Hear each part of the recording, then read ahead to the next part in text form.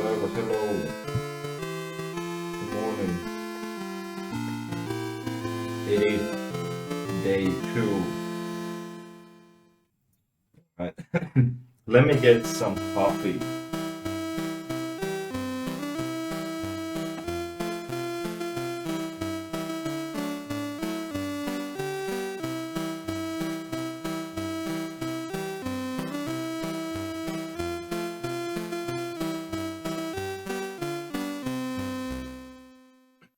Okay, perfect.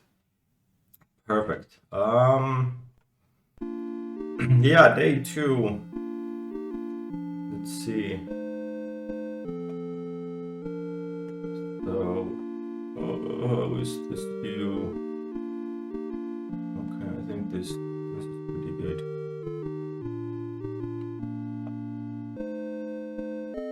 Christmas video, well, you can be there, maybe. And the volume.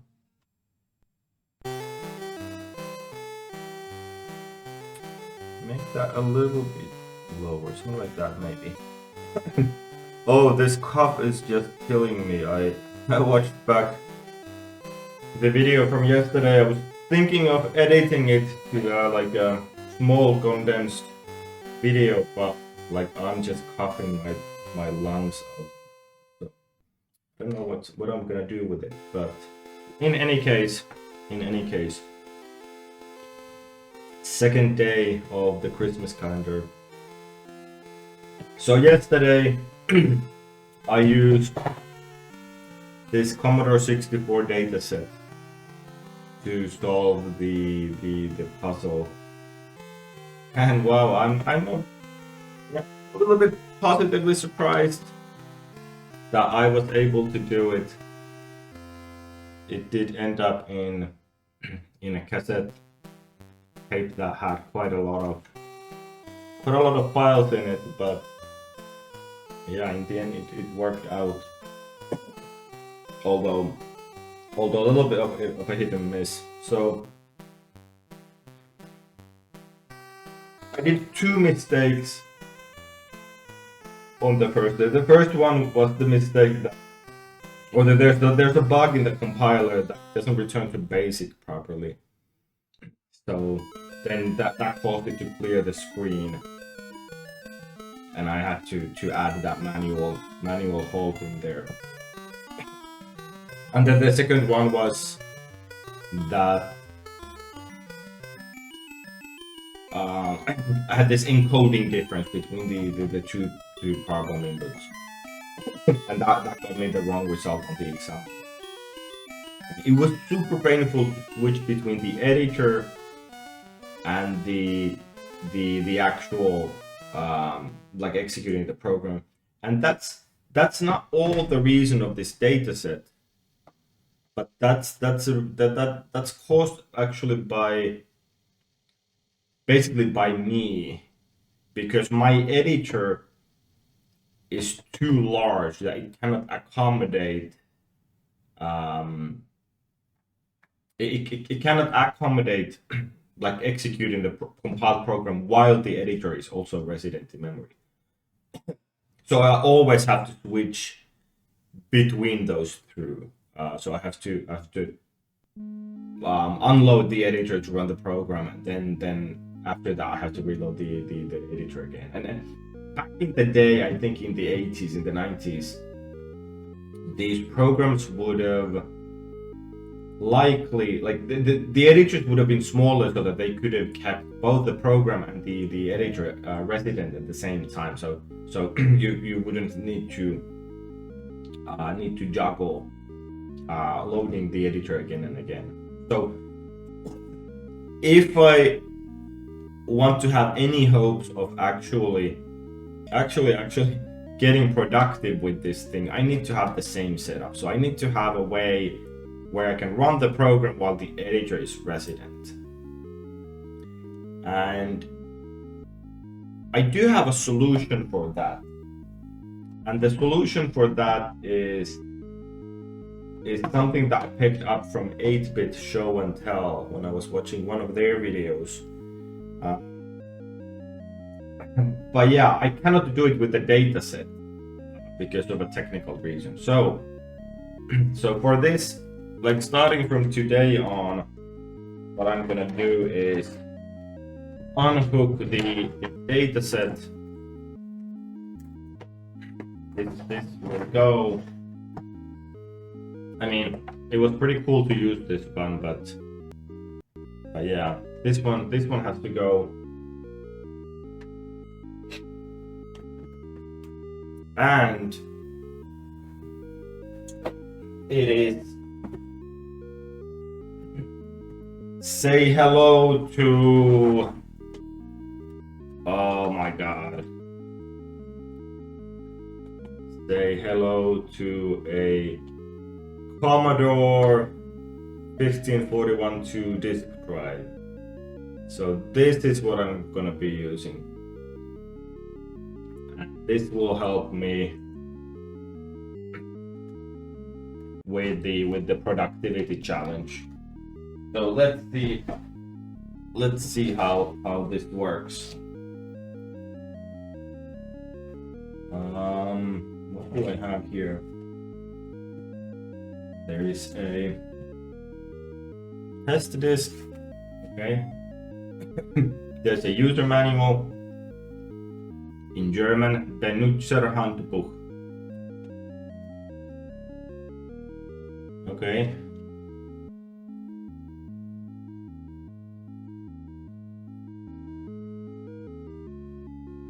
Fünfzehn ein und vier Laufwerk. Serielles Verbindungskabel. Stromversorgung. Okay. Yeah. I hope I can use this without German handbook. But we'll see. So there is a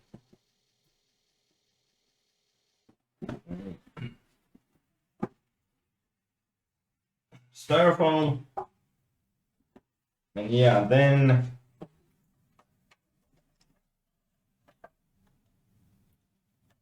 there is the disk drive, Commodore 1541-2 floppy disk drive. So this is what I'm going to be using. And well, there's some other stuff.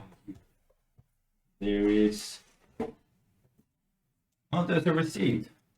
How much did I pay?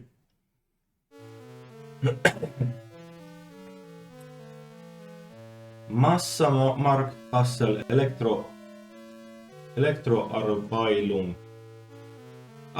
Elektroabteilung. Let me see if I can do the top view. Does this show up? Elektroabteilung. I paid I paid 396. Oh, this is not showing up. Well, anyways, I paid 396 Deutsche Mark for this one.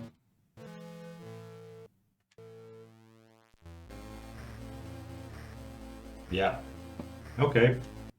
What is this? Gebrauchleitung. I don't know what that is. Oh, it's something about the power. The power, I guess. Okay, so what I am gonna do.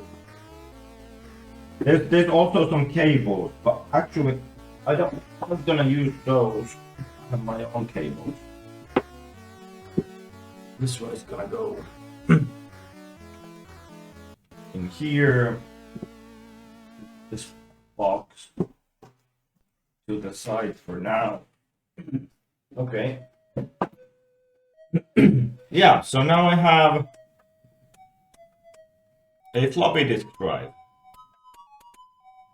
3D wrap. And to work with that,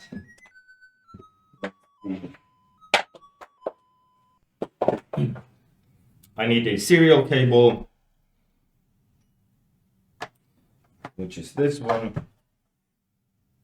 So this would go in here,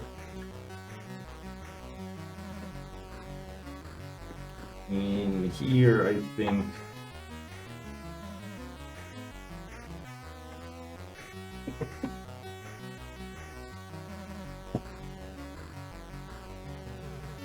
Yeah. That's the serial cable. Oh, actually, this one, yeah. I'm gonna put this one here. So it's gonna be there on display. Cool. And then for power, I actually have this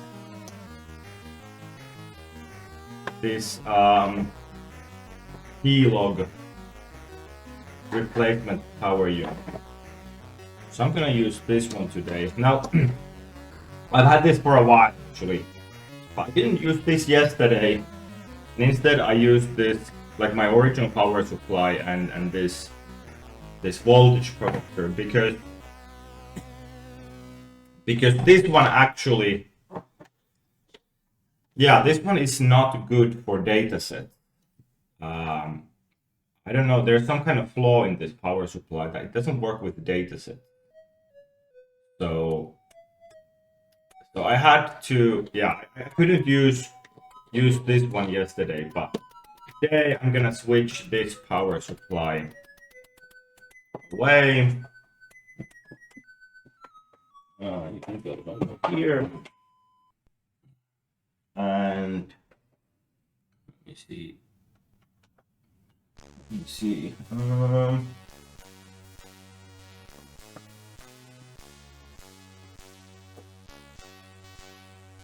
Yeah, I'm gonna use this one. Go here. This one comes this socket.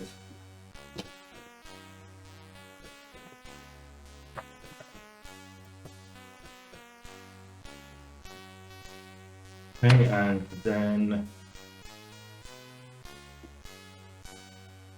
this other one goes in here. Oh, do these have any difference? Like, are these the same? No, they're not. Oh, I just accidentally put them the right way. Okay, so this one goes in here. There's a different number of pins for the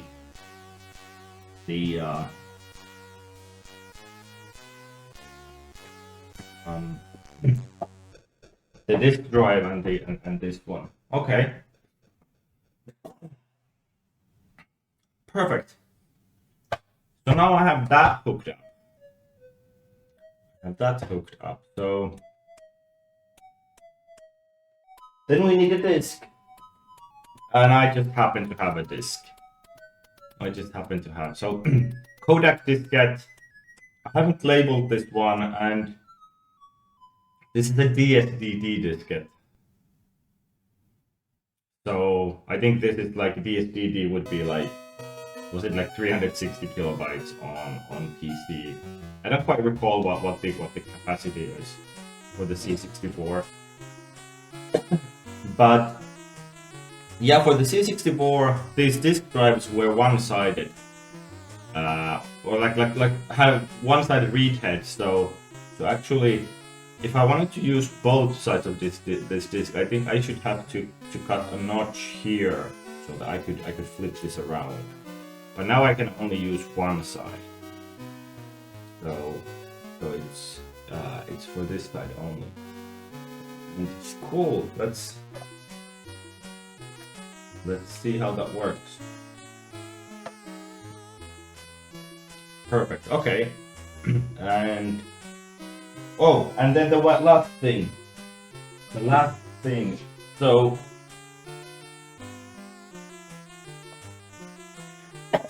for my setup, the last thing I have is this.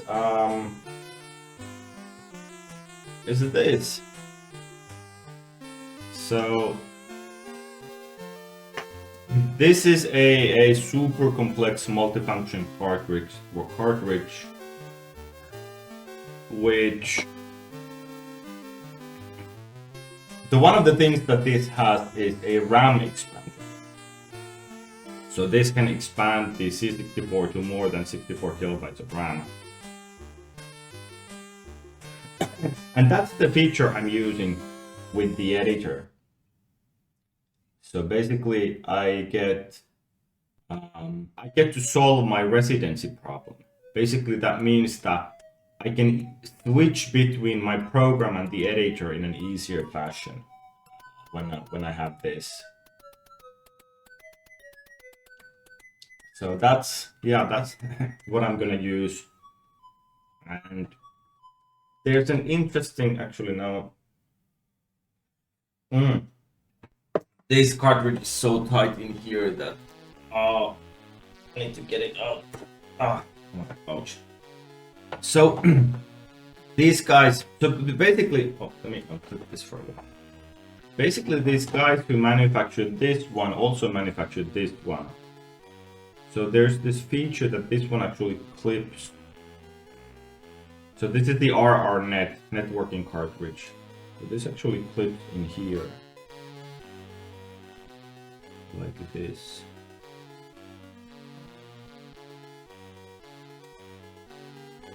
Cool, okay. So now I'm getting this networking card in here, and then I get more RAM so that I can work or operate my editor in a better fashion. And yeah, and then later, like if the puzzles get more tricky later on,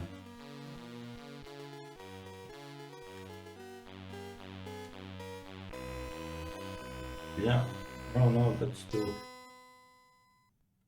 there's a little bit of a seam. It doesn't go perfectly flush, but yeah, so later on, if the puzzles get tricky, they require more RAM, I would have a RAM expansion unit from this one.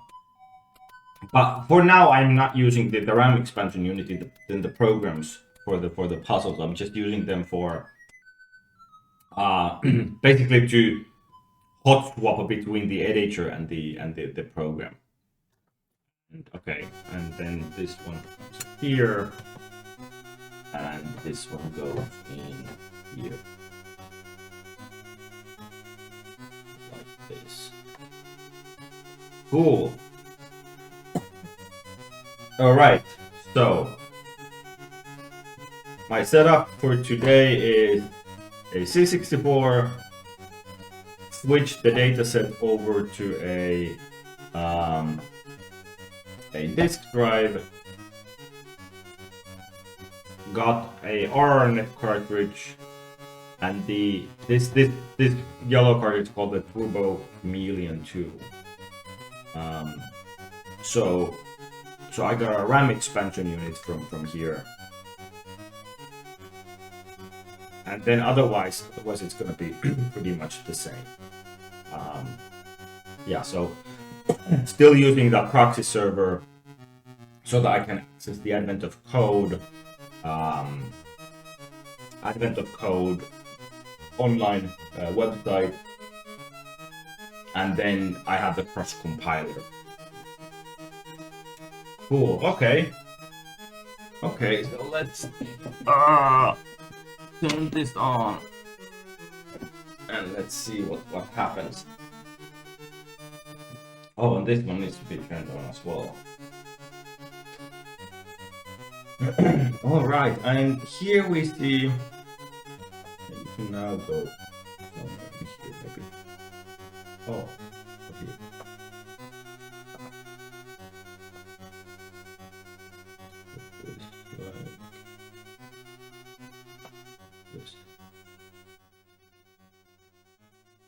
Yeah, so now now my Commodore 64 actually boots to this Turbo Chameleon menu, and why don't I get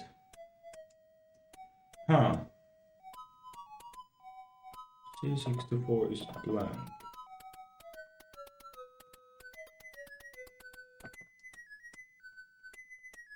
Why is this blank? Oh, and this one is now coming apart. Come on. Come on, you can do it.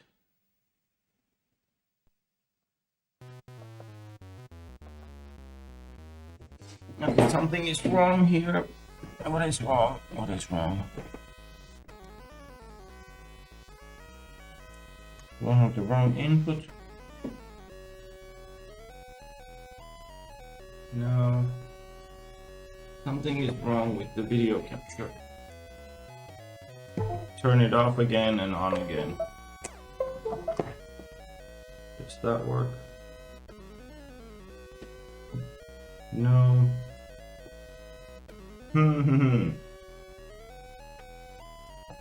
Where did you go?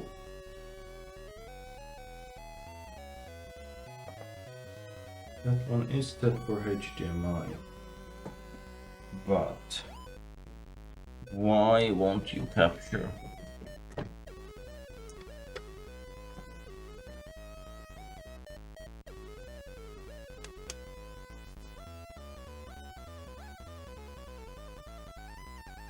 Oh, come on.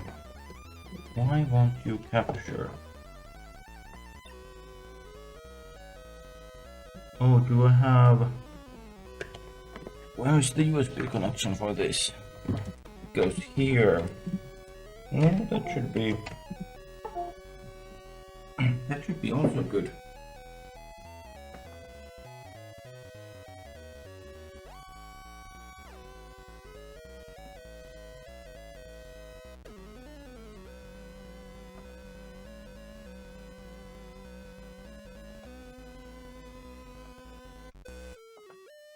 Well, that is surprising.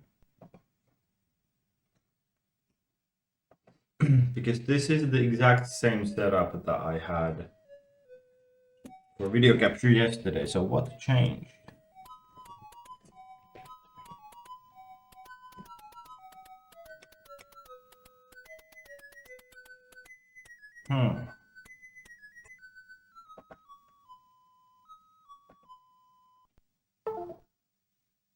Okay. Now it works. Oh. Turn it off and on again. Then it works. Perfect. So yeah, here you can see now. Now this is when I boot the system. I now get this Turbo Chameleon main menu, and I'm just gonna do reset to basic for now. I mean, later I think there's there's all sorts of stuff that I can learn about. So now I'm gonna do load $. So this one loads the index. Oh. What? Oh, do I have, maybe I have some setting. Let's double check. Maybe I have some setting. I'm playing with this drive setting. Oh yeah, I have been using an emulated drive here. You go off. Save settings. And now reset to basic. Now if I do load. Yeah, searching for power. Now I do list. Okay.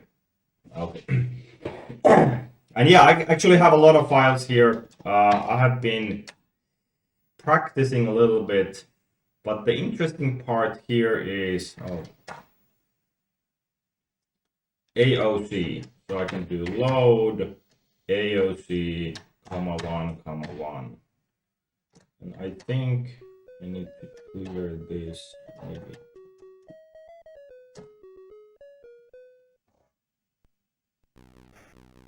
And now it's loading my Advent of Code program. Mutiake, väriset pitää lähteä hapiksella ajelemaan. Mä oon katsoin se Screamin luurissa taustalla. Toki paljon pysy katselemaan. Hauskoja puhutteluhetkiä. Hei, morjesta vaan.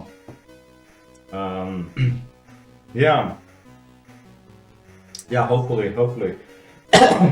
Hopefully it works out. Täältä hapiksi, onko se menossa Haaparantaan? Haaparantaan.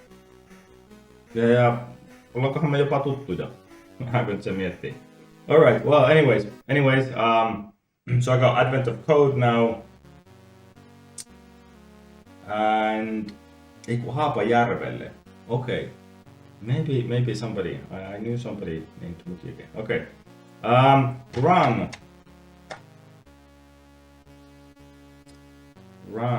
So, all right. So now I got the same setup as I got yesterday, but with much less loading trouble. So, yeah, and there's now day 2. All right, now let's get going. Day 2, Cube Conundrum. You're launched high into the atmosphere. The apex of your trajectory just barely reaches the surface of a large island floating in the sky. Alright. I'm getting very Zelda vibes here. Ollaan myö way back. Okei, joo. No niin, hauska tavata pitkästä aikaa jo. Okay, so let's see what we have here. The apex of your trajectory just barely reaches the surface of the large island floating in the sky. You gently land in a fluffy pile of leaves. Cool, alright. It's quite cold, but you don't see much snow. An elf runs over to greet you.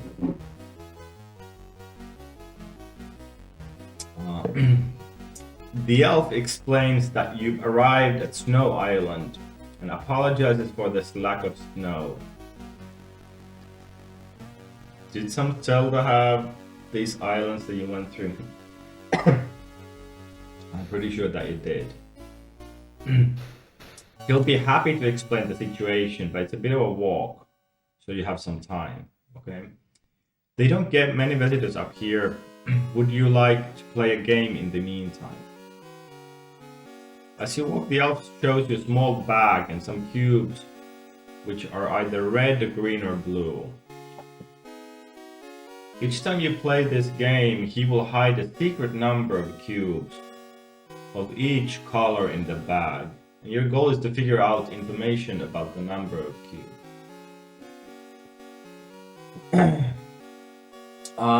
Okei, joo. Hauska, että piipahit. Ja hyvää reissua Haapajärvelle. Cool, katsellaan. Each time you play this game, he will hide a secret number of cubes of each color in the bag. And your goal is to figure out the information about the number of cubes. So random number of RGB. To get information once the bag has been loaded with cubes, the elf will reach into the bag and grab a handful of random cubes, show them to you, and then put them back in the bag. He'll do this a few times per game. Side note, last year I was thinking that there isn't that much that is being played with like true random, like none of the puzzles ever involved like true random number generation. Like they were all deterministic or like all like persistent from that. And yeah, there was. But yeah, I actually think that this is not gonna like have like proper randomness either because that is always a little bit tricky, I guess, to make it deterministic. But we'll see. You play several games and record the information from each game, the puzzle input. Each game is listed with its ID number, like the 11, game 11, followed by a semicolon separated list of subsets of cubes that were really revealed from the bag. Like 3 red, 5 green, 4 blue. For example, the record of a few games might look like this.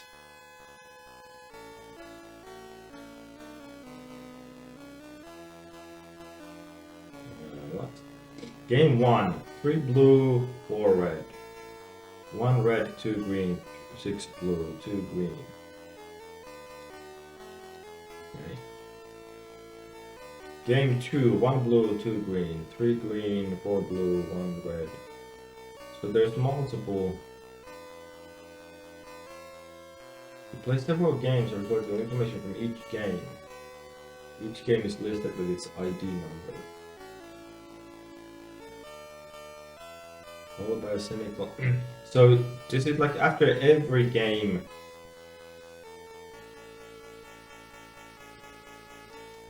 There's a different number of cubes. Let's see. In game 1, 3 sets of cubes are revealed from the back and then put back again. Okay. The first set is 3 blue cubes and 4 red cubes. The second set is 1 red cube, 2 green, and 6 blue cubes. Third set is only 2 green cubes. Okay. The elf would first like to know which games would have been possible if the bag contained only 12 red cubes, 13 green cubes, and 14 blue cubes. Okay, so which games were possible? Let's see. In the example above, games 1, 2, and 5 would have been possible. Our game 3 would have been impossible. So yeah, because there's 20 red cubes. Yeah. Game 3 would have been impossible because at one point the elf showed you 20 red cubes at once. Similarly, game 4 would have also been impossible because there's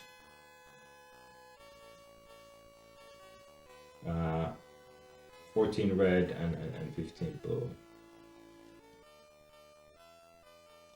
If you add up the IDs of the games that would have been possible, you get 8. Determine which games would have been possible if the bag had been loaded with only 12 red cubes. Okay, I need a pen. So I still have a challenge that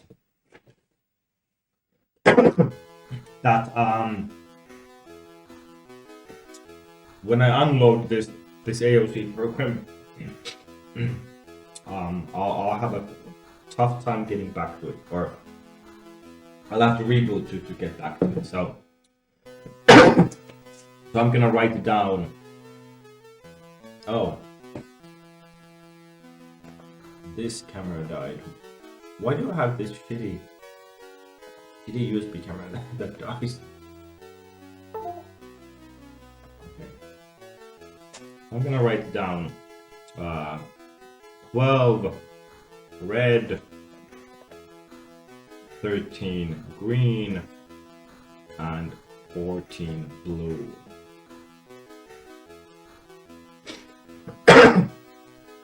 What is the sum of the IDs? So we're asking for sum of IDs. And I guess that's just gonna be, yeah, possible. So let me type in example format. Game 1, 3 blue, 4 red, semicolon, 1 red, 2 green, 6 blue, semicolon, 2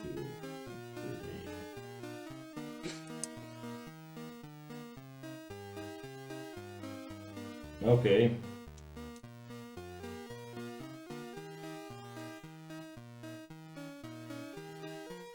Yeah, let's. Oh, right, we need to save this. So, so I still have this bug or this issue that when I save this, save to device 8, enter file name 2023.example2.txt. So now when I save this, it's gonna save it in business PETSCII. It's gonna be in business PETSCII encoding. So to get these lowercase letters.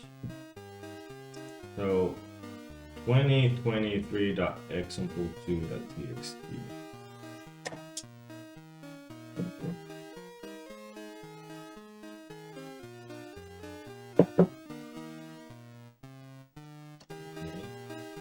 Well, actually, let me see if I do this. Okay, I get the puzzle input. Okay, so this is also going to be in business spec. So now I'm actually avoiding the bug that I had. I have to fix that at some point. So there's 100 games.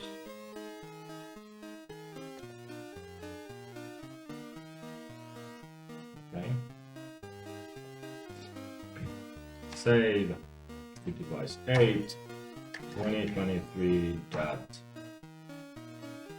input 2.txt. 2023 dot input 2.txt.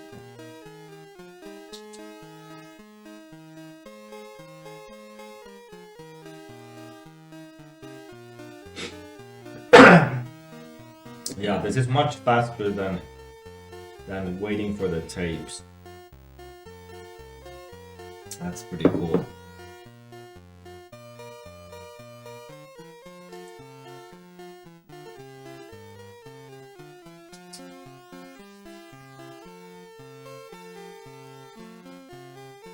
Hundred and 14 bytes per second.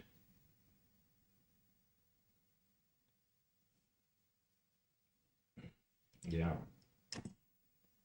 Okay. And in the example, example, I think it was, yeah, the some of the IDs of the games that would have been possible is 8. So I'll have to remember that. Okay, so now I reboot. I've got all the information from there. And reset to basic. And then I'm gonna do load C plus 64, comma 8.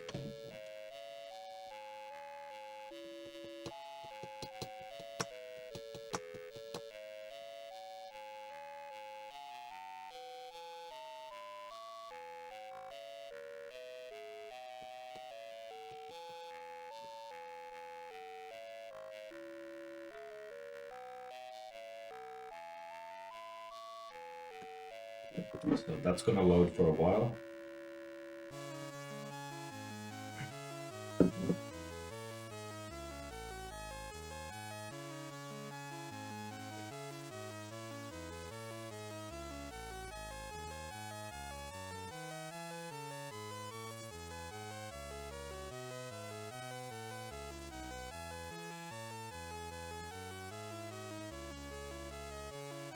The Ghost of Christmas Future.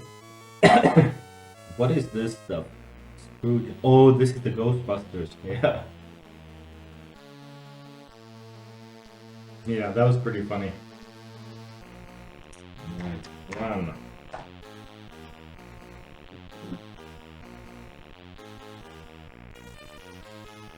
Cool. So now I'm back at the IDE, so I can do.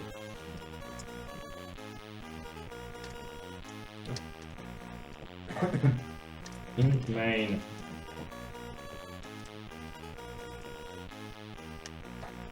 So we can load a file, fopen 2023.example2 for reading.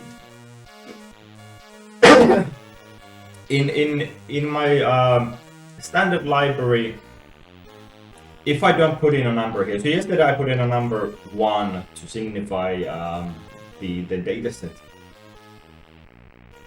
But if I don't put in a number here, it's going to default, or it would be the same if I do this. But yeah, so I'm going to go with that. And then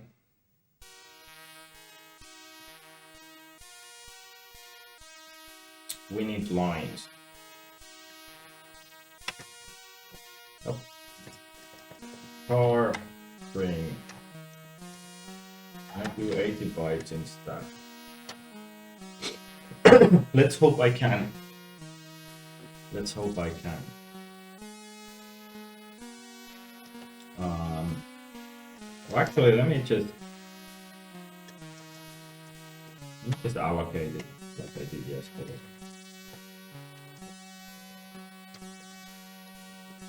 I think that could be enough. And then while def get s,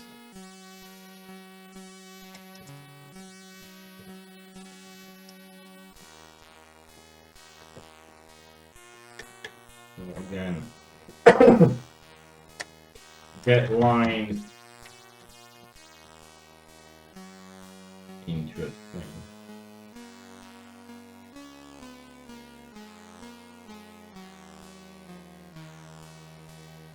Now I need to parse this stuff.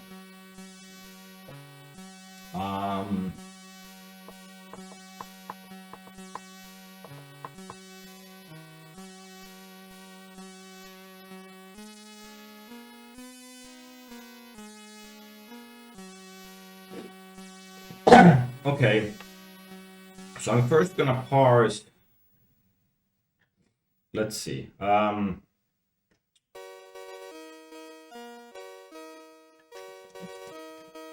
gonna parse the game. String game1 or game %d.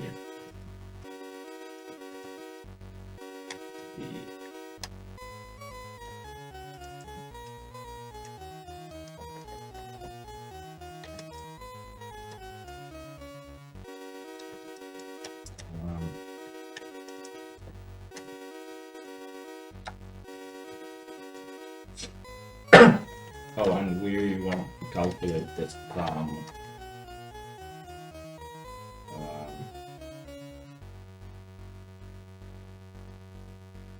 there were 100 of them, so it's gonna fit in a uint 16.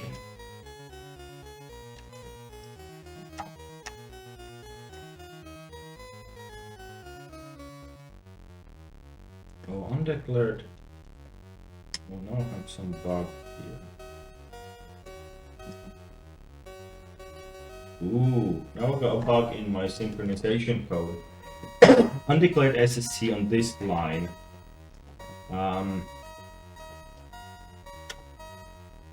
Okay. This is my own bug. So actually, let me save this. 2023.2a.cpp. Let me see what's going on with that proxy.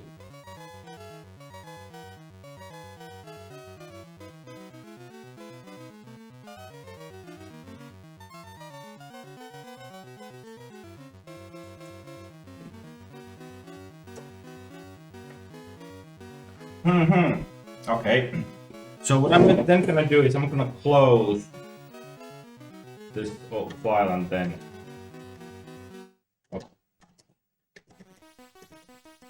reopen it.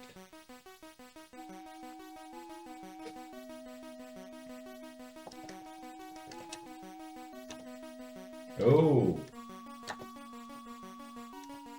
I'm not getting any compilation now. That is interesting. Okay, debugging.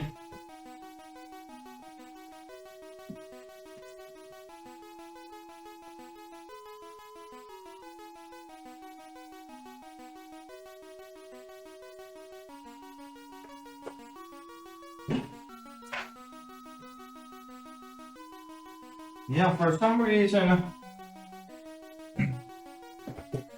I'm starting to think my Intel. Okay, so now it works. Yeah, my Intel network card on my PC is breaking down. I think that's the diagnosis because it's just showing on the other PC that it's not connected to the internet. So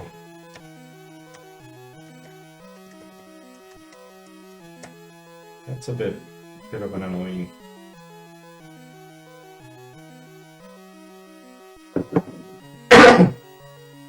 Oh, undecorated scan app. I don't have.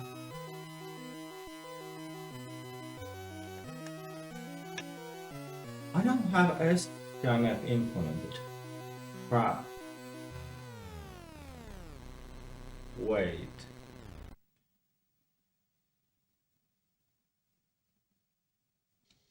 I vividly recall that I would have, but so the thing is that with this compiler, I don't like there there didn't exist a standard library like a libc for this, so I had to implement my own like fopen and malloc and fgets and all of those. But I think I recall that I would have implemented scanf, but maybe I didn't. So I'll have to look into that. But then I think I need to do something else. What is that something else?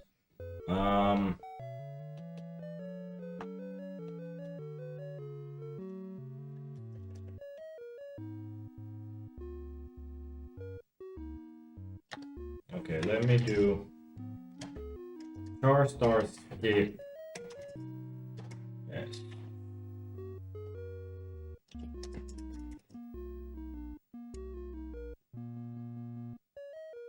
Or actually,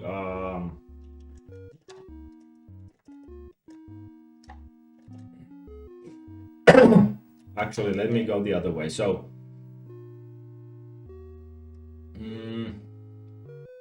I know this is always gonna be, yeah. So I'm just gonna skip the game part because I know this is gonna be well-formed input, and then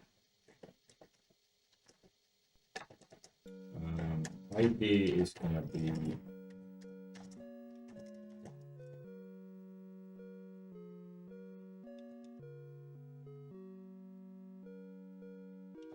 Yeah. And then string is gonna be stir of string and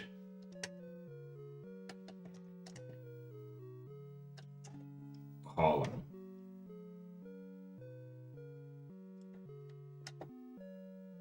Plus 1.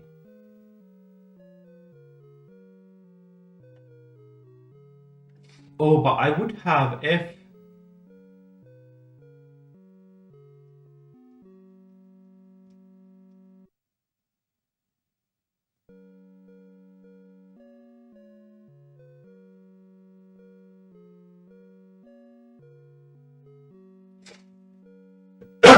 actually I do have f scan f.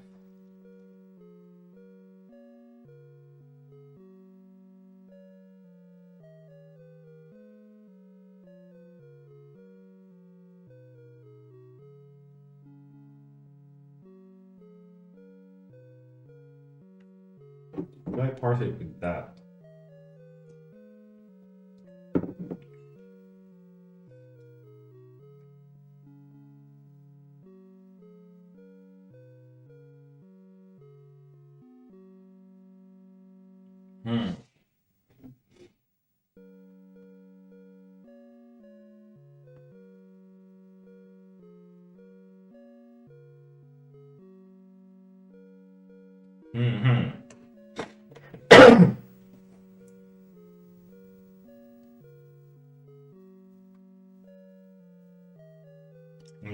No, let me just go with this. Okay.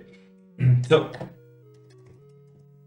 let me just test that this parsing works.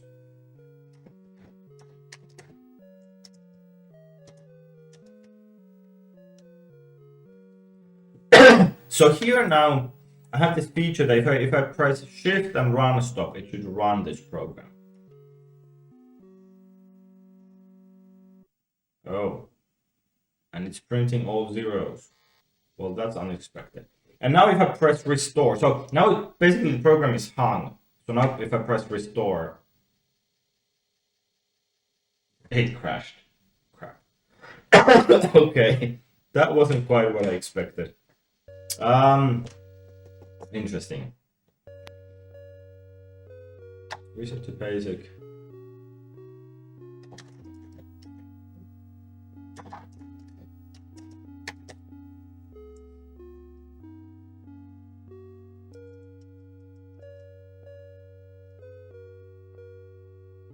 So something is wrong with my.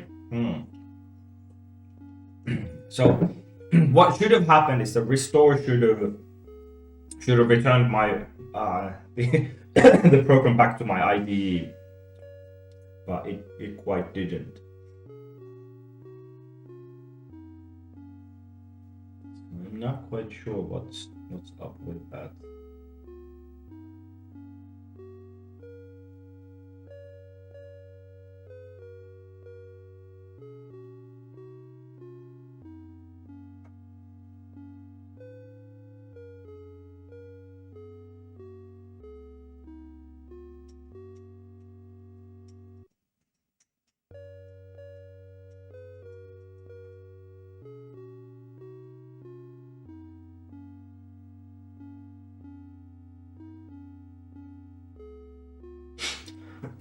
Okay.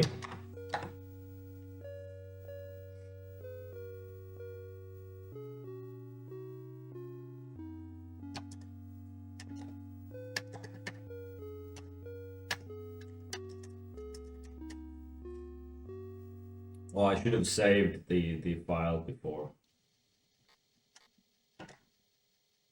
Well, I got pretty close. Okay. So let me see. Actually, let me print.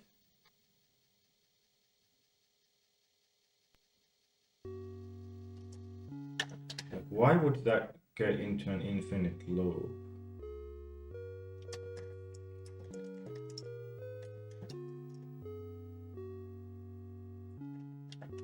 I don't have scan F. Oh. Actually, yeah, let's do this.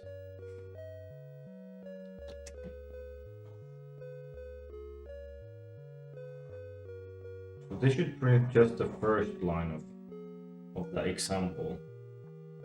So let's see if that works. G. You printed the first character.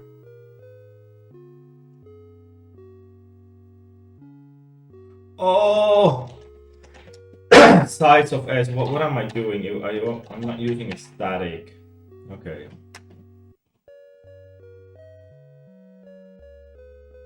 Perfect. Okay. Yeah. But wait, too green. The line is cut off in the middle. Why is it cut off in the middle?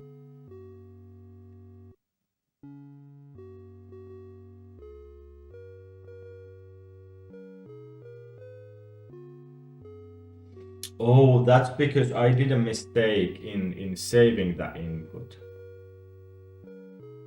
So yeah, I had line wrapping enabled into 40 columns. Like in the valid program, the line should be, or the input should be all well formed, or all in one line. Actually, I do want to fix that, so I need to save.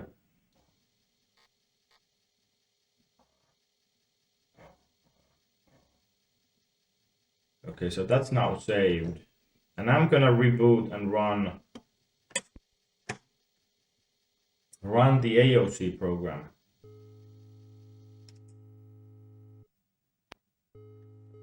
Reset to basic.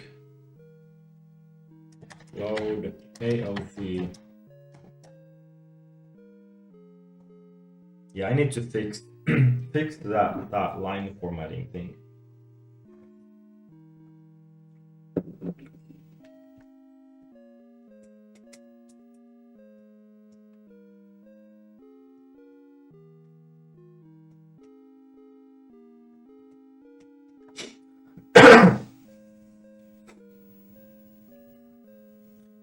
This disk drive could still be a little bit faster. I mean, it's not like super speedy, but much faster than the dataset. Okay, so now run.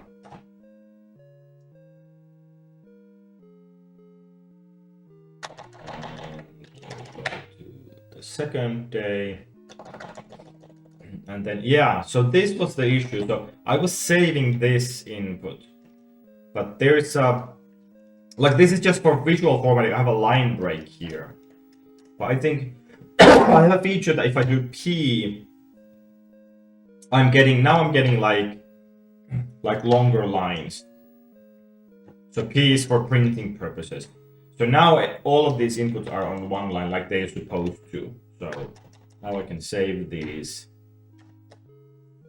2023.example2.txt.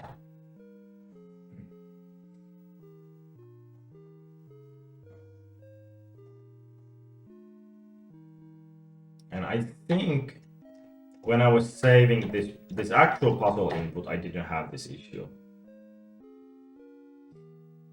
Yeah, these are all on one line, then they extend to the right.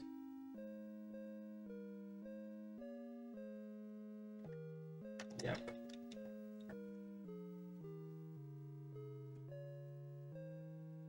Okay.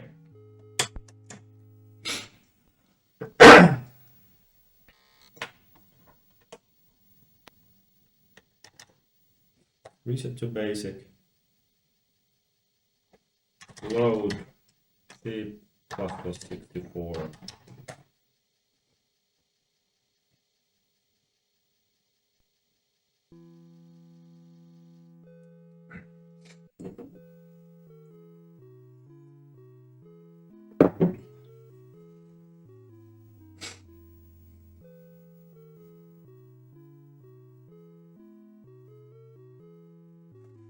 Okay, that's gonna take a couple of seconds. Gonna get some more coffee.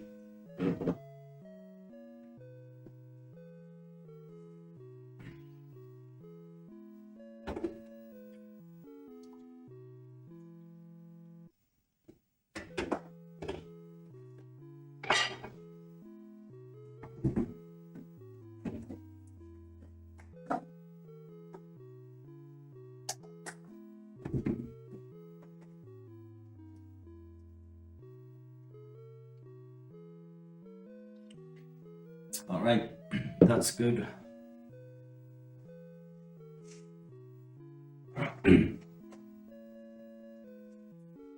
Cool, C++64 loaded. Oh, I get one. And some coffee mints. Okay, let's do this again. 2023 dot device 2023 dot 1a.cpp. Oh, not 1a, crap. 2023 dot 2a.cpp.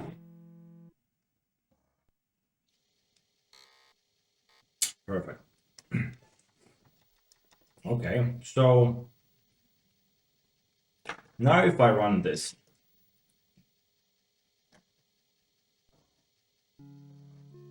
yeah, now it prints the prop. Okay, so now that one is sorted out.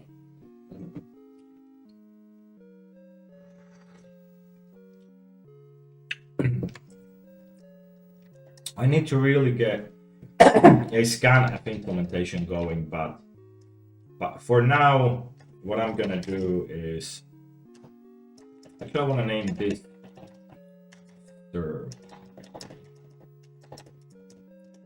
S equals stir plus 5. So I'm just gonna skip. So this is gonna be a very ghetto parsing because because I don't have scanf, but int id equals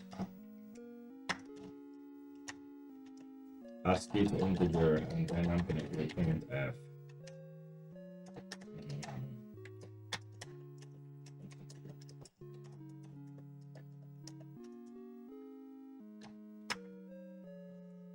So let's see if I parse the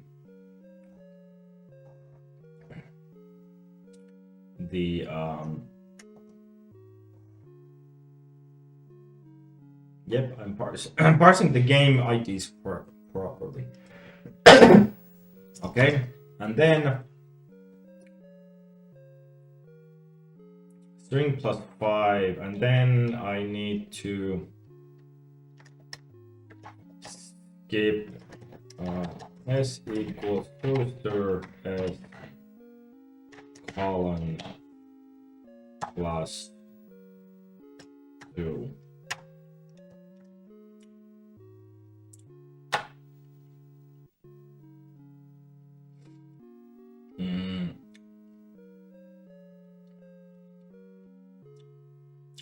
So now I'm at the start of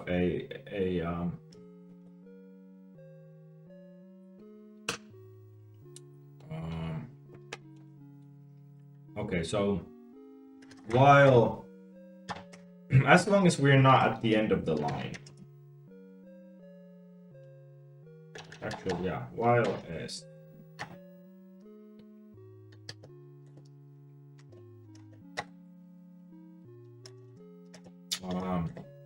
int red 0, we have seen 0 red, 0 green, and 0 blue balls.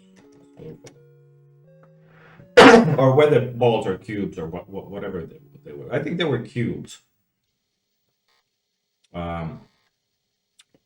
Int n equals ASCII to integer from the string, while is digit star or where's or? Oh, it was this one. Yeah, or dash s is white space. There probably is a function, like a built-in function for white space, but I'm not quite sure what that was. Okay, so we skip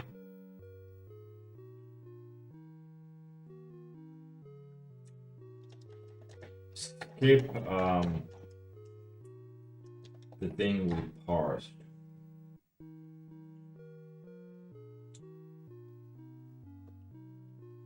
And now it should have either red. Oh, my tape mechanism died. I need more tape. Well, actually, you can just be like this for a while. Or actually, let me put this in. I'll put this in here.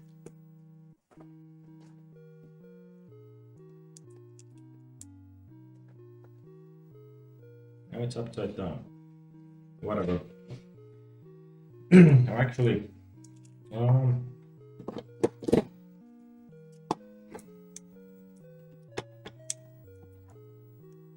yeah, can go like this. So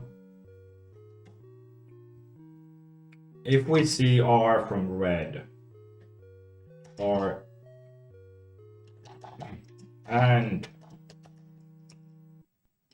then it's greater than the red that we've seen. Red equals. Yeah, then we get this.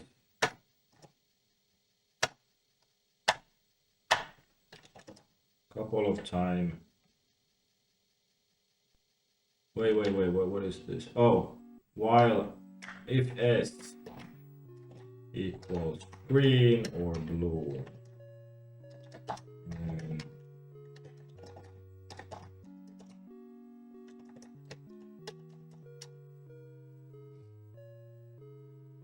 Okay, and then while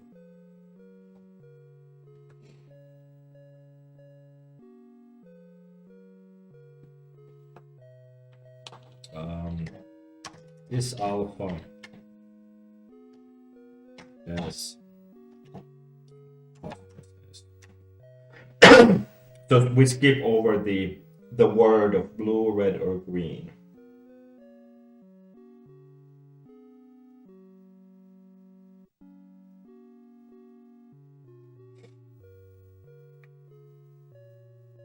Actually, what I want to do is while dash s and not is digit, we want to get to the next digit.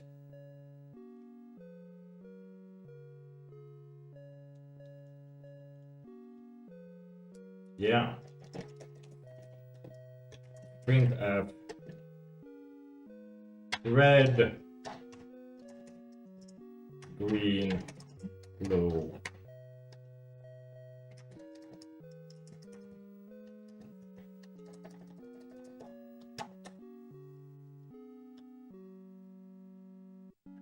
If red is at most 12 and green is at most 13 and blue is at most 14. Sum plus equals AD. Okay. Maybe that will work. Maybe that will work.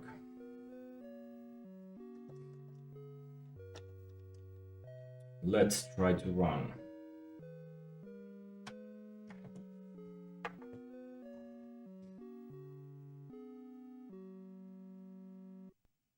Oh, I didn't print the. Okay.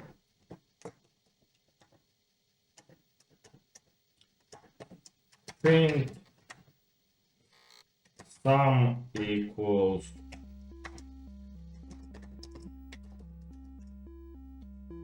to print the final sum.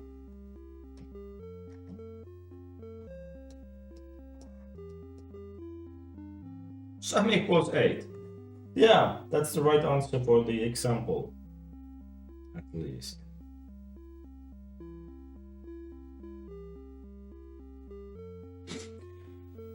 Now this will work if all of the problem inputs were like well formed, so that they were always like that in one showing there wouldn't be like 1 green, 2 green, like repeated.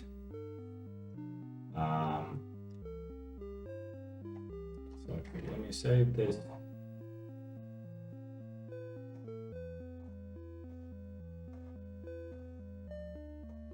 Oh, I have a bug. Less. Oh, I did a typo. Less or equal. Well, that would have most certainly failed on the real input. Yeah, and now I can change the file name to be the actual input. And I can run.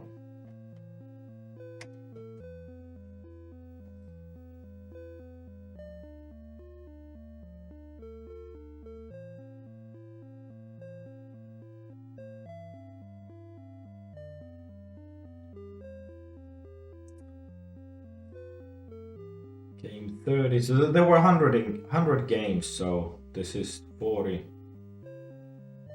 So this is now about halfway done.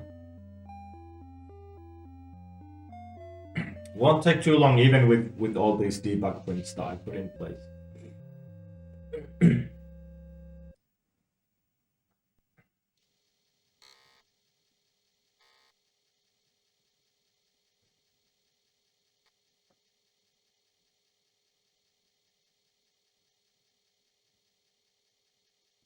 Sum 2162. 2162. All right. Let's give that a go.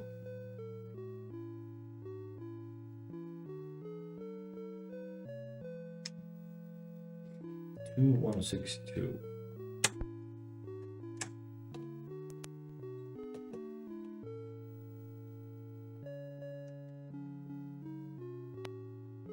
Reset to basic. Load AOV.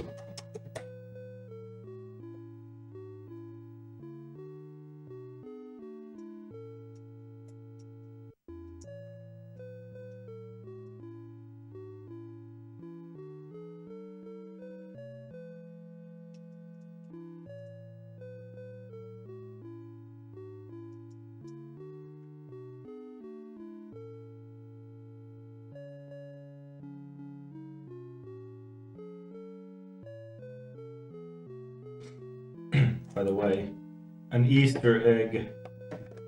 I needed to prop up this 1080 monitor some way. Couldn't find anything else suitable, so if you recognize this shape, I put in a Mac Mini underneath here. Yeah, that's all they're good for, as propping up CRTs.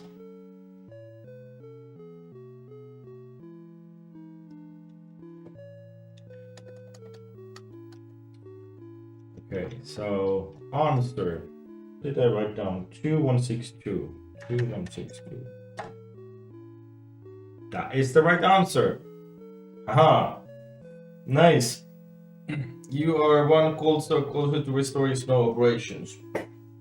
Actually, I'm gonna grab a photo of this for posterity. So I'll be back in a second.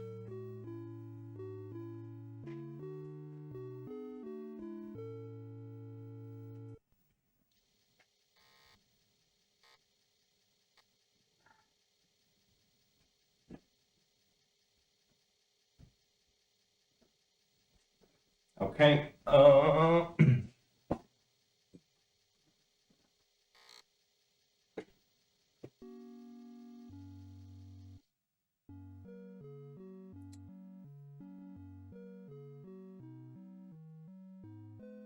Cool. All right.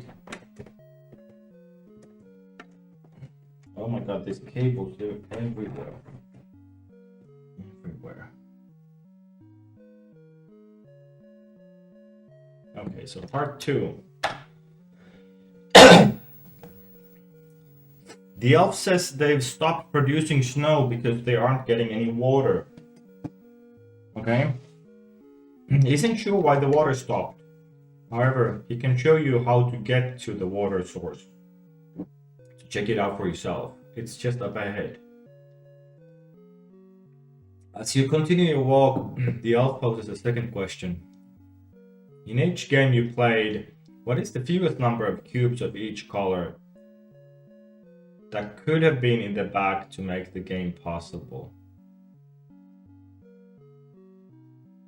Oh, but I think we already calculated that, right? Because we calculate the maximum of yeah.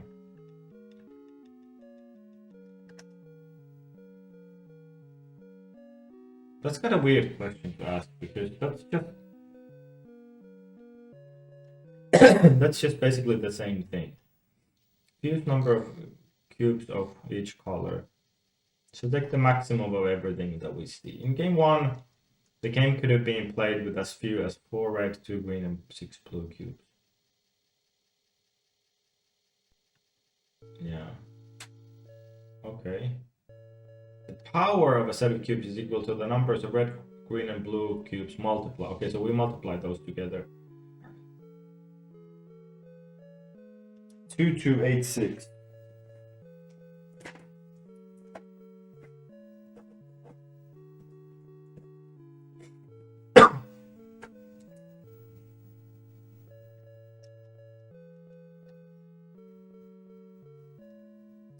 Find the minimum set of cubes. Okay, so sum of the powers.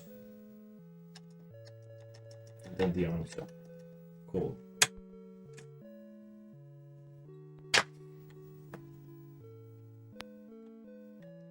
Reset to basic. load C plus plus 64.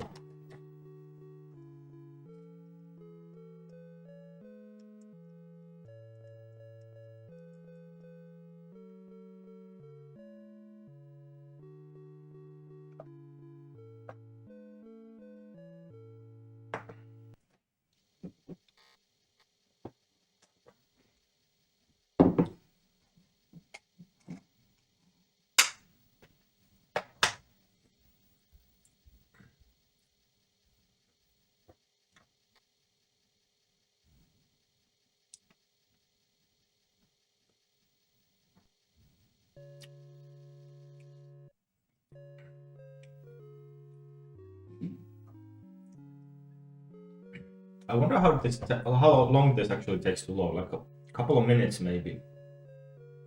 And this is the third time that I am loading up the C++64 in this puzzle, I think. So it would be a little more productive if I had a way to avoid needing to load up the editor again.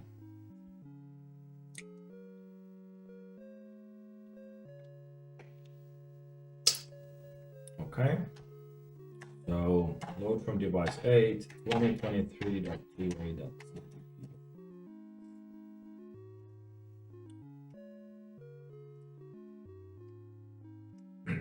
Cool. And so the first thing I'm gonna do, I'm gonna save this up under the names 2b, so I don't overwrite this.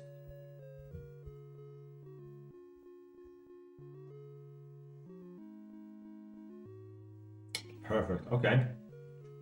And then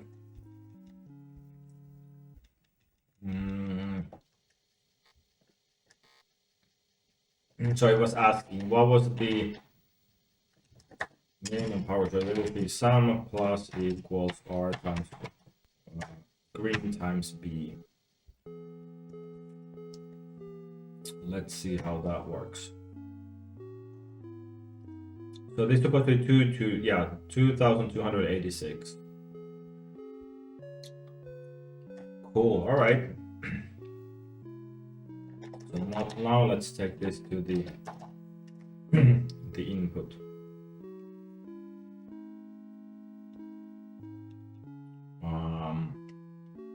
Yeah.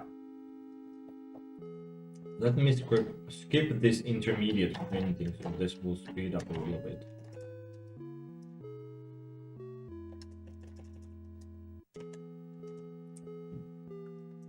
Perfect. Okay. Here we go.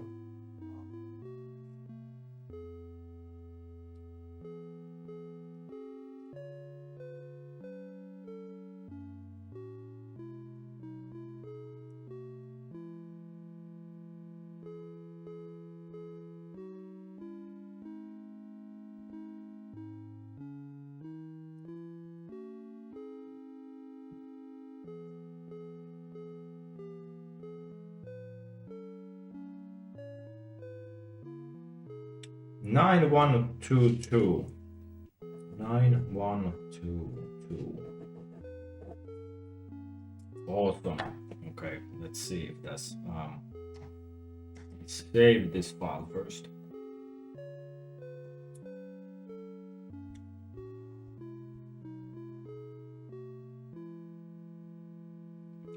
Cool, perfect.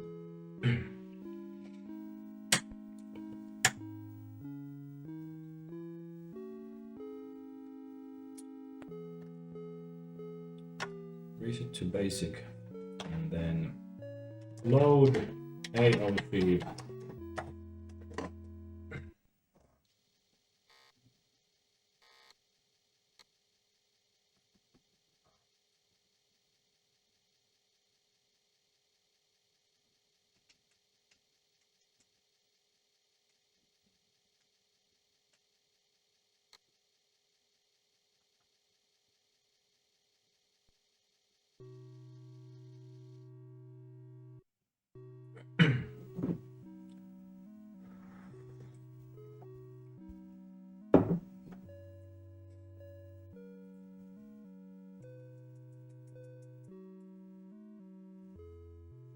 All right, ready, run.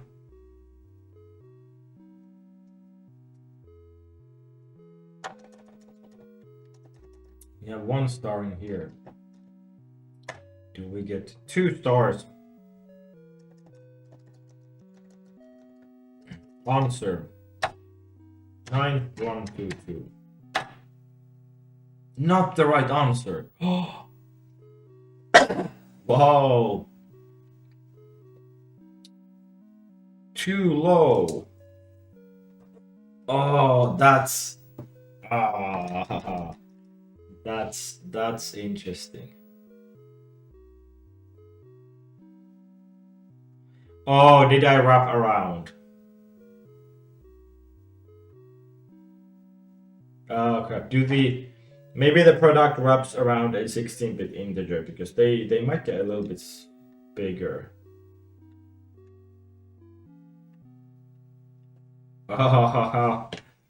Okay.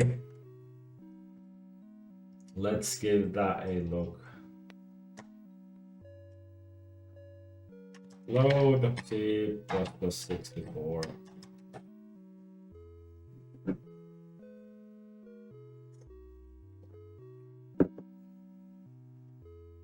Very interesting indeed.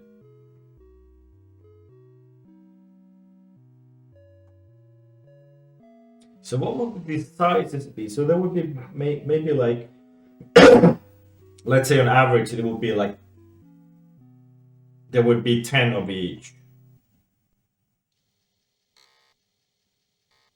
Yeah, that there would be like 10 times 10 times 10, which would be 1,000. Then we have 100 games, so 10,000. So it could easily overflow a 16-bit integer. So that was probably the problem. Now last year when I was doing the advent of code on my Micro PC, I also had the same thing bite me a lot, where I was using 16-bit integers, or like the native integer size was 16-bit. So that caused issues for a lot of the stuff I did. 2-bit CPP.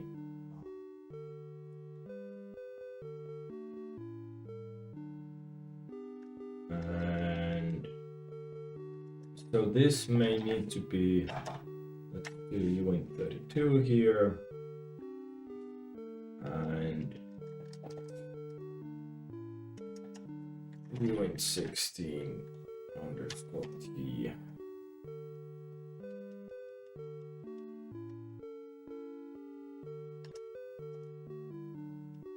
Well, actually that wouldn't matter, but okay, so let's see if I run like this. Oh, what is this? Oh, this sum needs to be L. Okay. Now let's run.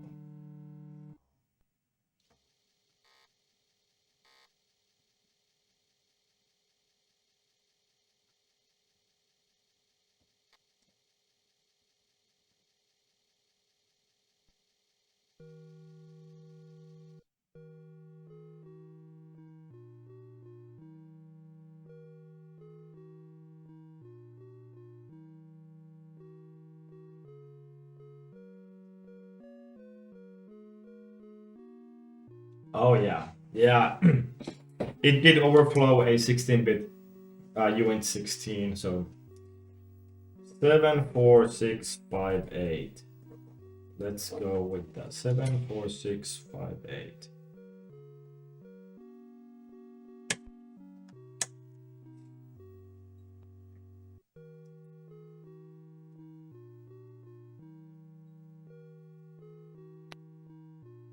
Reset to basic and load C++. Oh no, load AOP.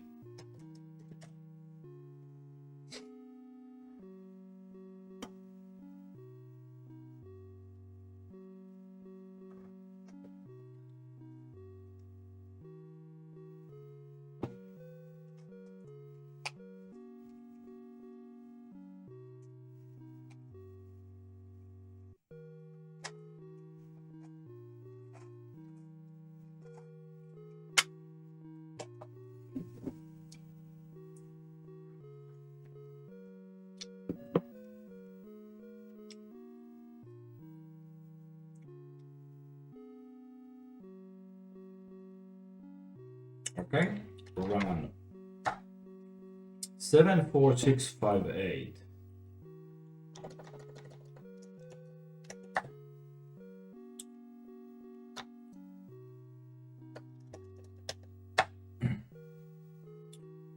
Seven, 4, 6, 5, 8. Not the right answer. That answer is too high.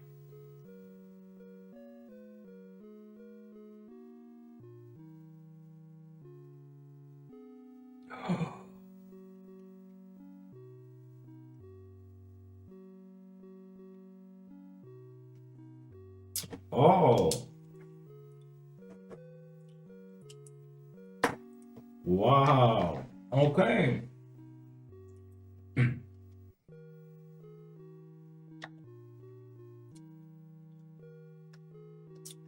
I misunderstanding something?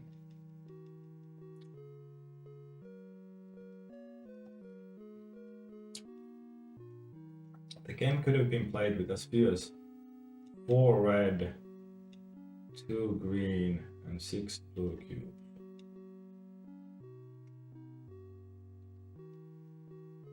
It is taking the maximum. Game 2 could have been played with a minimum of 1 red, 3 green, and 4 blue.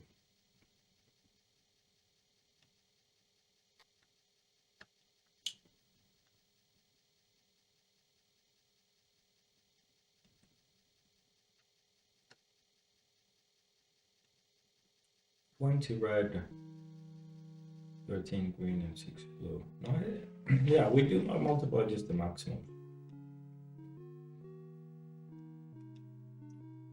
Hmm.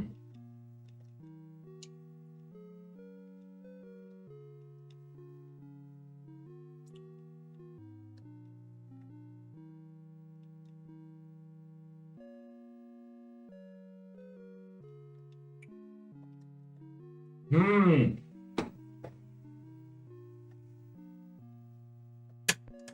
That is very exciting.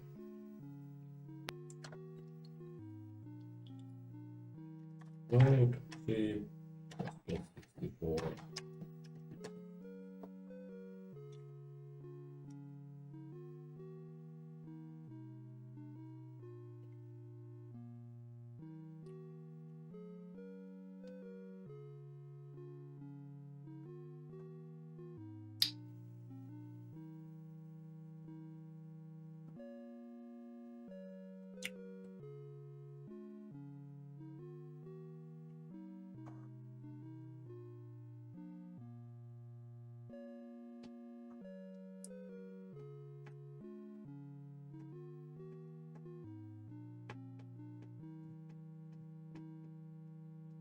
Very exciting.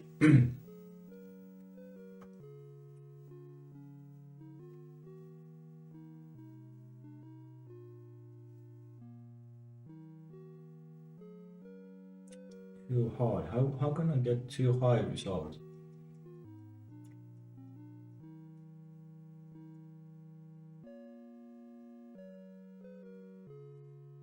Oh. How can I get too high result? Open from 8, 2023, deck 2, deck CPP.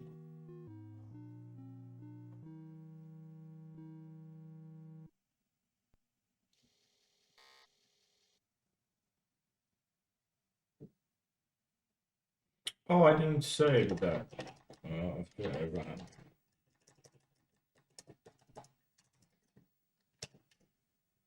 Looks like that.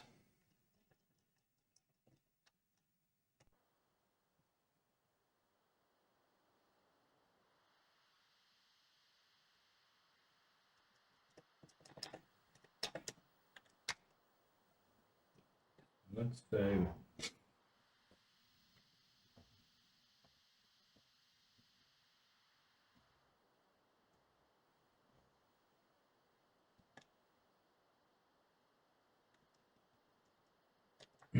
so print the input, and okay, I don't need to print the game ID.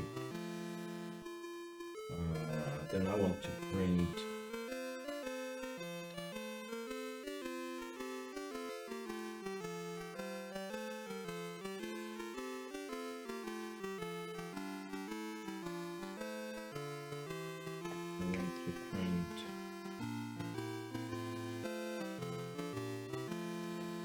oh, actually, I can.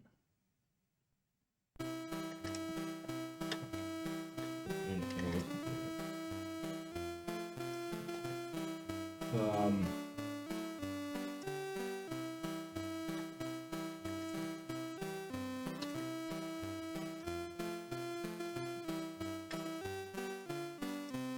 do I have a parsing issue? Although if I would have had, then I think this would have triggered already. So let's print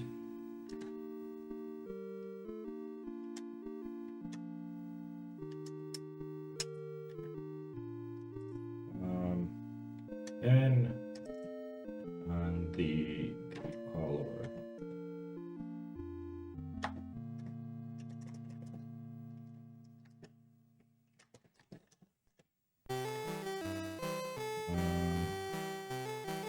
Did I have a no?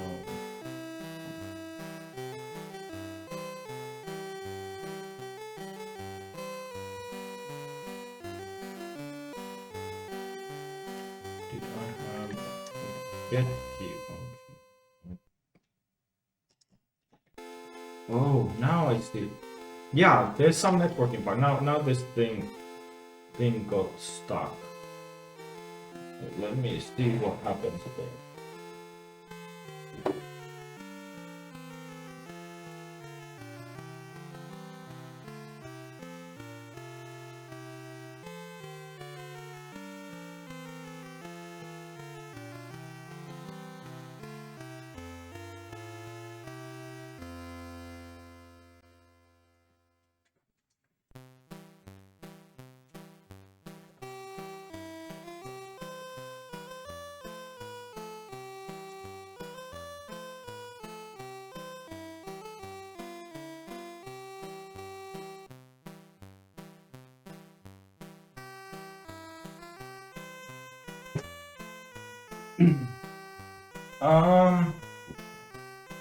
Yeah. Actually, now I need to close.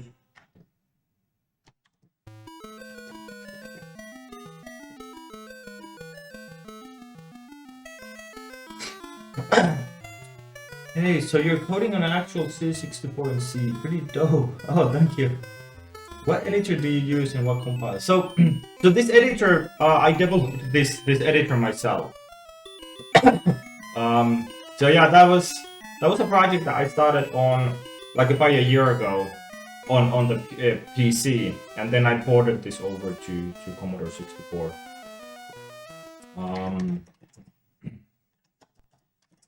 And the compiler that I use is LLVM MOS. LLVM MOS. C64 kernel.page.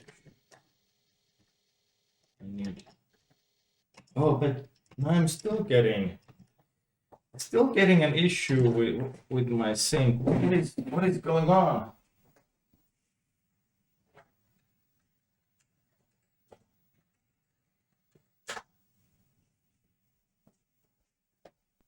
So it's basically a like this kind of network cross compiler where the documents that I'm editing are then mirrored over to the PC that compiles. Let's see. 2023.2 VLCP. But yeah, looks like I have some bug in that mirroring. Okay, so now non-portable paths to file. What? Does it have to be like this? No. Okay, now I'm getting some weird warning. I don't know what that is. I'll have to look into it. So you're sending it over to network to the PC compiles and sends the binder back to the C. Yeah, exactly. So, I mean, when I started this idea, I was thinking that, you know, maybe I would compile on the PC and then submit, or like do it on a PC and then run it in Vice or something. But I felt like I wanted to be more hands-on, you know, with the device. So I wanted to like actually type on the keyboard of the C64 and use like a real monitor. So that's how I ended up with this kind of like network compilation thing. So basically I have this cartridge here that is giving doing the network communication. Like the cartridge is called RRNet. Okay, so where did I screw this up? Oh yeah, so what I wanted to do is after if I have a actually file not keyboard it, and then I want to consume this keyboard. So what I want to do is interactively debug to see where this. Oh, actually no. This is now. This is now. So I'll print this one as well, and this one should go in here.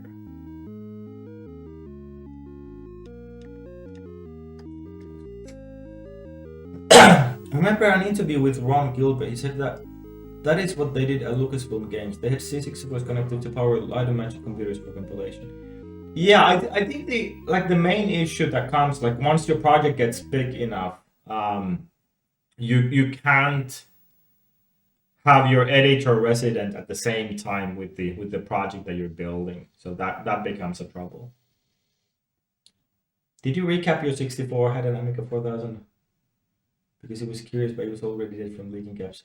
I have not recapped my C64. I have looked at the caps that they haven't leaked, but curiously, I think I might have an issue with the caps on this board. When I reboot, like if you're very keen to see, when I reboot the system, I get this weird glitches with this cartridge at the boot, which I think might be like my caps are going dry. But I haven't recapped this one yet, so I'll see if this comes to be a problem. But let's see what happens when I build. Oh, actually,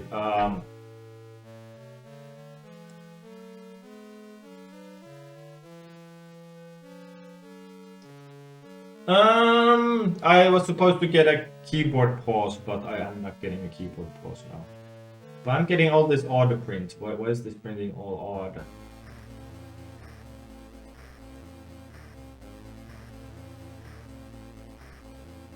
No.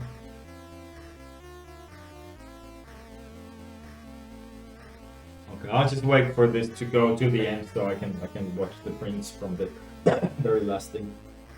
I see. As long as the board itself is fine, you're probably good. Yeah, I think what's happening is that those caps become, you know, like much slower, or like they don't have the capacitance value that they should. So that's why it takes a long time to boot. I wish I had more time doing retro programming. This is so cool to do something. Well, thank you so much.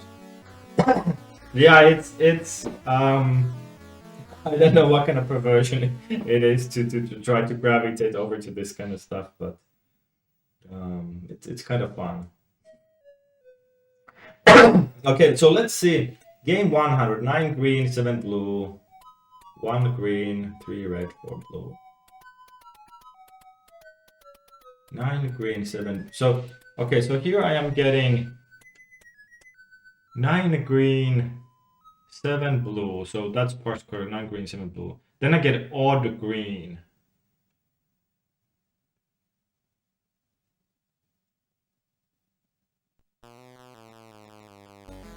One green, 3 red, odd blue. This odd green, this is somehow misplaced. 1 green, 3 red. Oh, I don't actually parse. No, I do parse. 4 blue, 15 red, 9 green, 3 blue, 6 red, 13 green, 2 red, 11 blue, 12 green. So we need 15 red,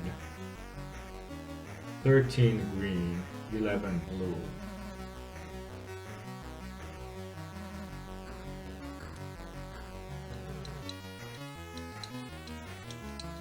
What? What? this. Okay, so I need to fix.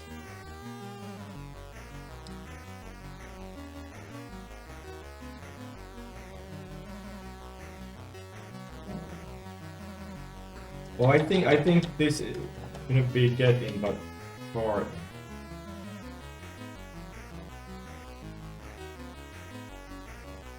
Let me run this on the example.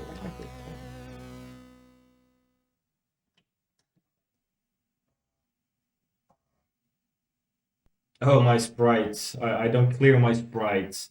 After the to-do to clear my sprites when running. I have this warning squiggle. Clear sprites.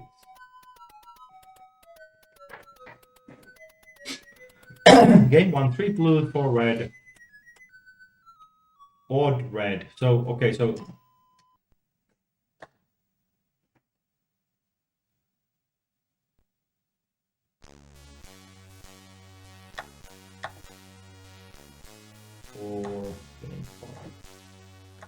Okay, so how do I get? Oh, because I'm an idiot. Because I had this other if. Okay, this is gonna be a little bit. If not, or actually, let me do like this.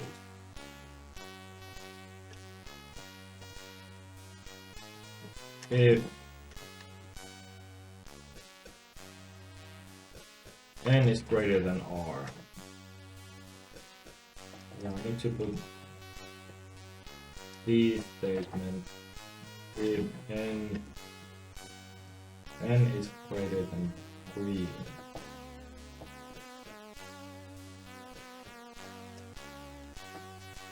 If n is greater than blue, and then I do this.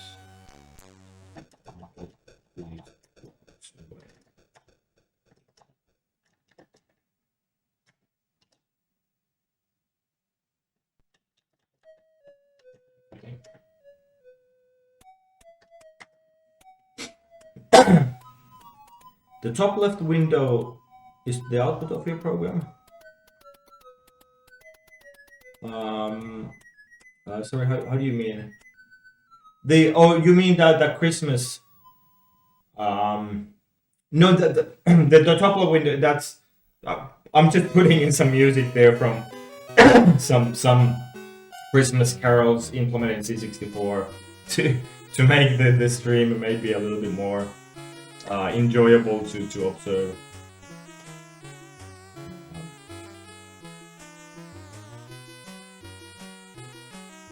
Okay, 3 blue, 4 red, 1 red, 2 green, 6 blue, 2 green.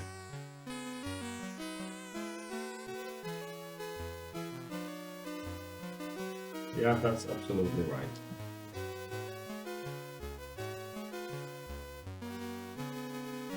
1 blue. Okay, so we need only 1 red, 3 green, 4 blue. Yeah, that's right.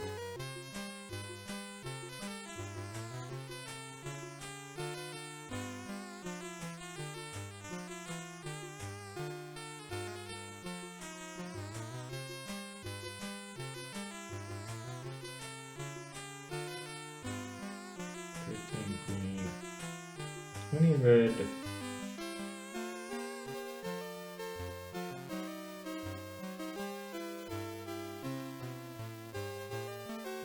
Red, 13 green, no blue. Oh no, wait. Blue 0.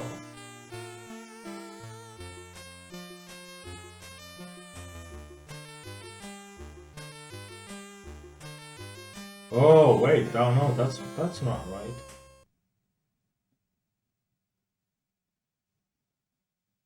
$20 red. Oh, am I such an idiot? Wait, no, why is that?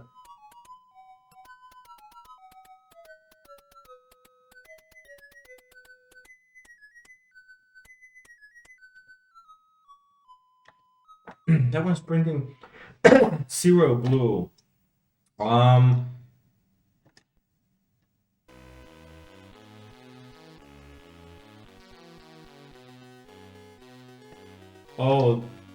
Oh, because I typo. I made a mistake. So I didn't have this mistake. I just typoed then when refactoring. I didn't have that mistake before when I was actually doing the run. So let's see. Yeah, okay, now it's working. So I just typoed that refactor.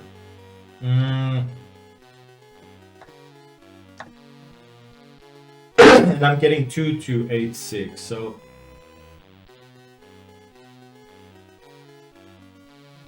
this is all right. 6 red, 1 blue, 3 green, 2 blue, 1 red, 2 green. 6 red, 3 green, 2 blue.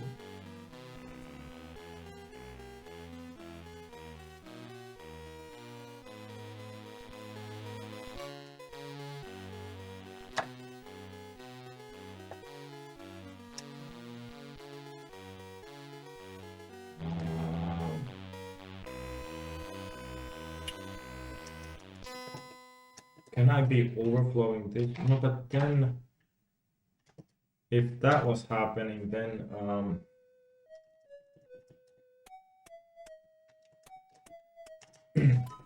that is quite peculiar. Let me run this once again on the actual input and see what happens. So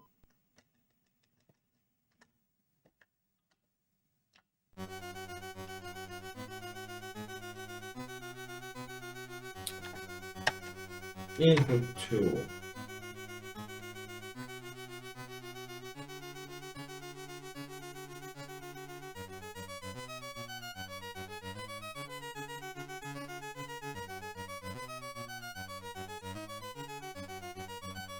So we take maximum of each of those red, green, and blue cubes.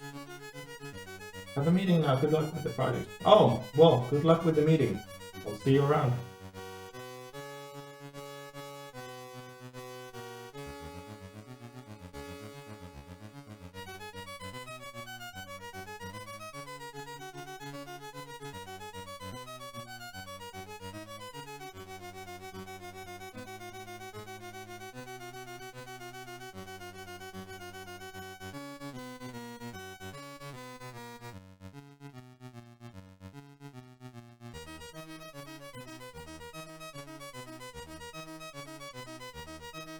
Ooh, I'm getting a different sum now. Oh, wait. This is just getting bigger. What did I change? 149316. Oh. Okay.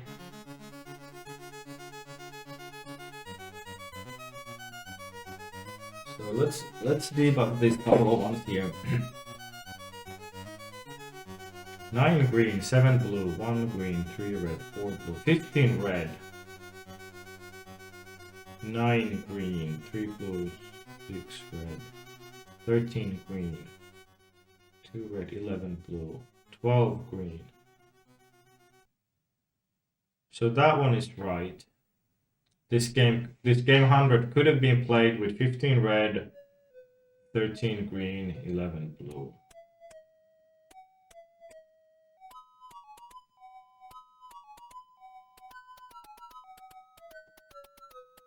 How about game 99? Could have been played with how many red? 13 red, 6 green. Not right.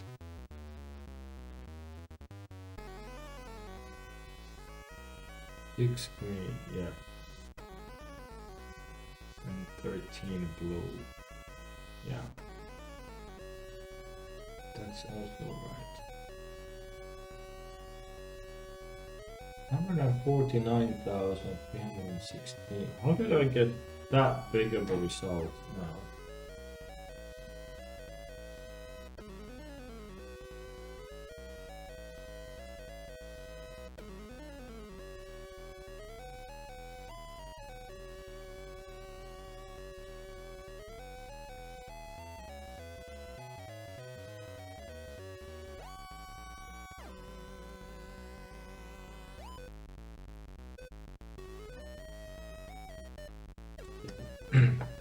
I do clear.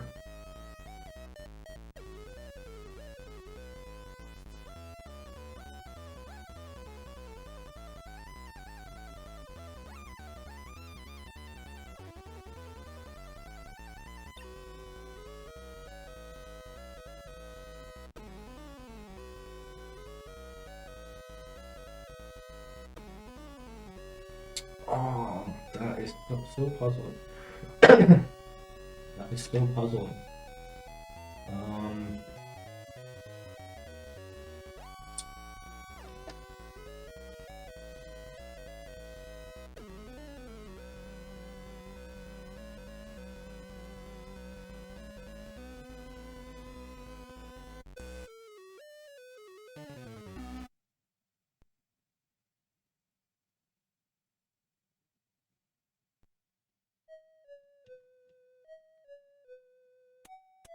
Feels like all of this should be in order, but I can't quite spot. You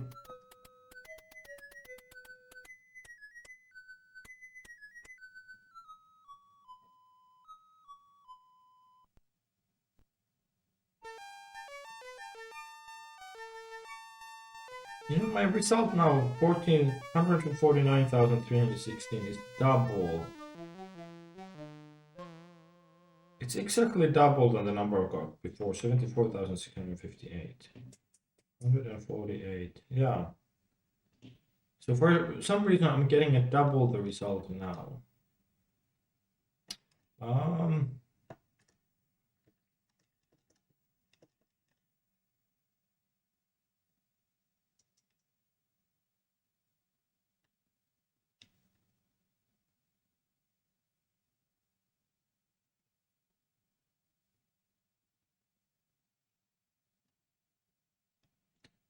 Like, in my view, the only change that I did to the previous one was to change this to also be unit 32.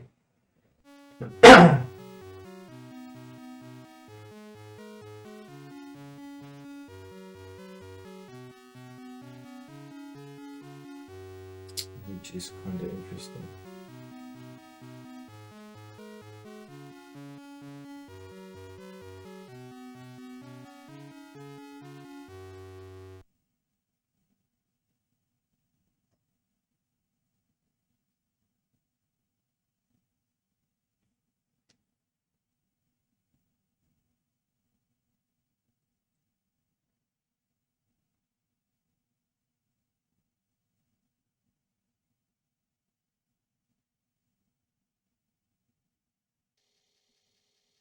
Oh wait, what am I doing with the game IDs? The game IDs.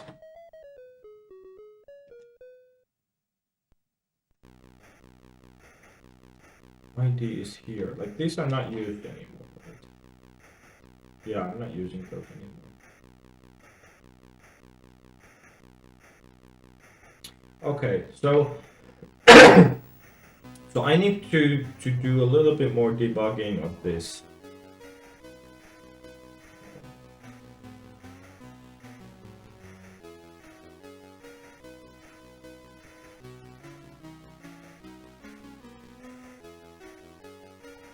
I'm so puzzled I got double the number. Like previously my code was just with these ifs chained together.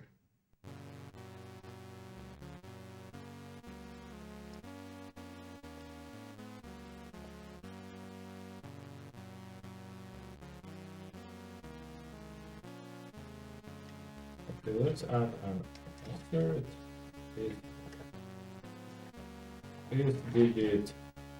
Oh, yes, I should be at this point. I should be at the digit.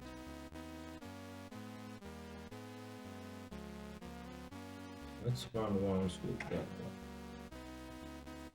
one. I guess what was going. Is this your first advent of code on a Commodore? Yeah, it is. It is. Last year I did. So this is my second advent of code overall. Last year I did it on a 386 SX PC, and this year I'm giving it a go on a C64.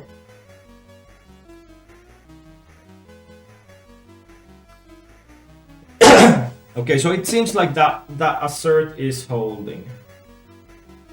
I'm not getting any issues with that. I think what I'm gonna do is I'm gonna load up the AOC program and I'm gonna submit this value that I got, even though I'm pretty sure that's still wrong. And then I need to break off. I'm gonna have some lunch, and then when I after lunch, I think what I'm gonna do is do a bit more deep debugging and compare against like a native run on the PC and see how the execution compares. Cool. Okay. So let's spin up AOC.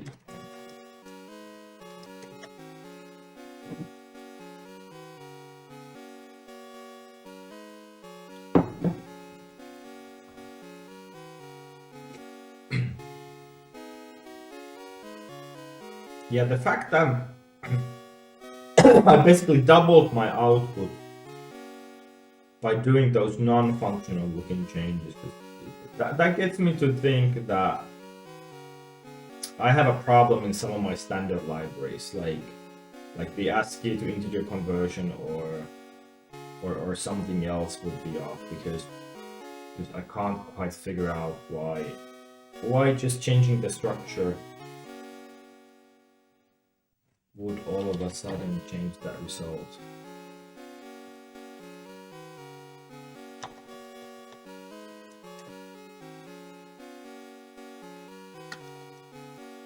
So answer 149316.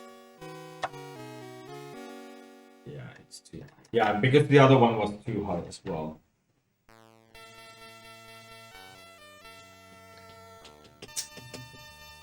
Darn. Okay.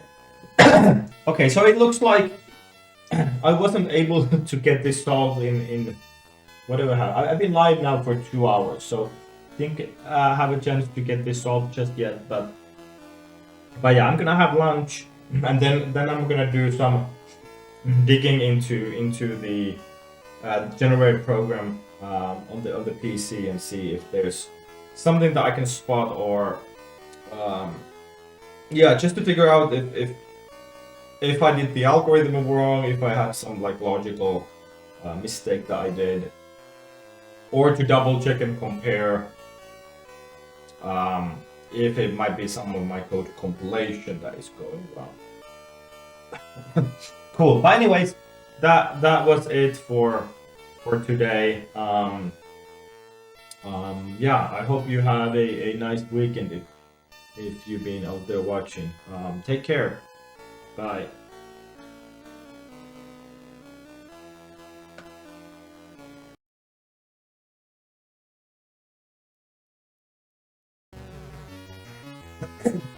Hello. Hello. Okay, I had lunch, now I'm back. And after lunch, I did a little bit debugging, and I think where I went wrong on the previous attempt. So,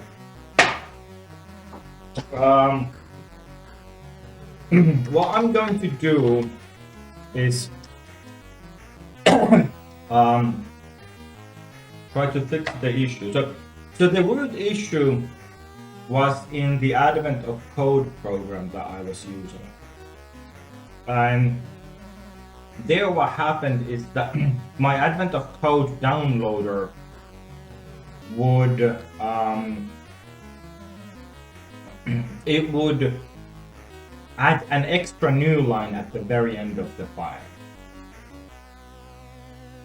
And because of that, the janky parsing that I wrote for that that input would actually process the last actual line twice.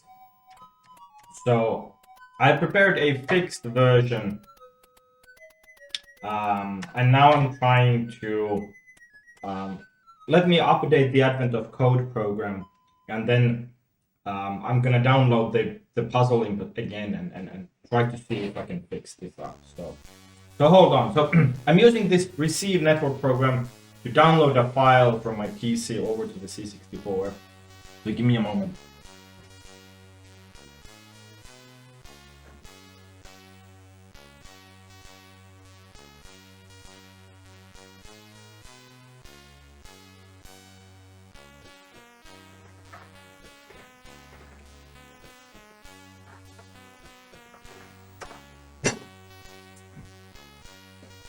Okay, so now I've set up my PC to send a file here, and the file is called AOC. So that's the AOC program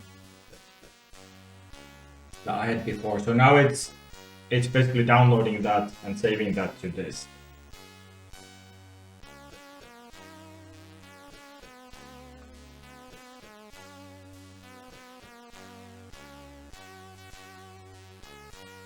Which takes a little bit of time.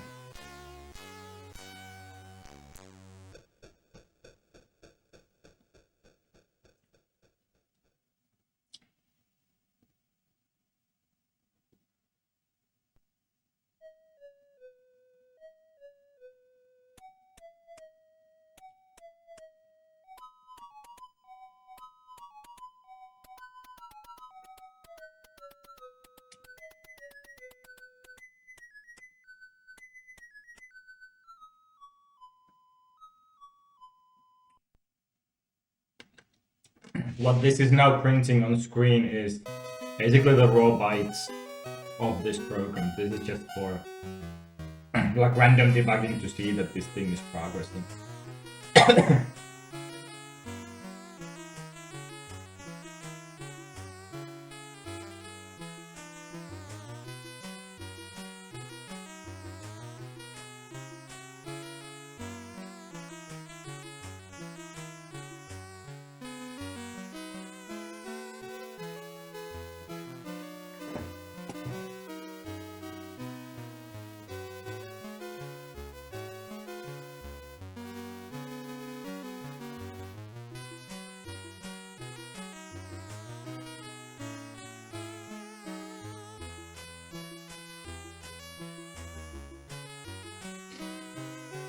I think this AOT program is something like 20 kilobytes in size.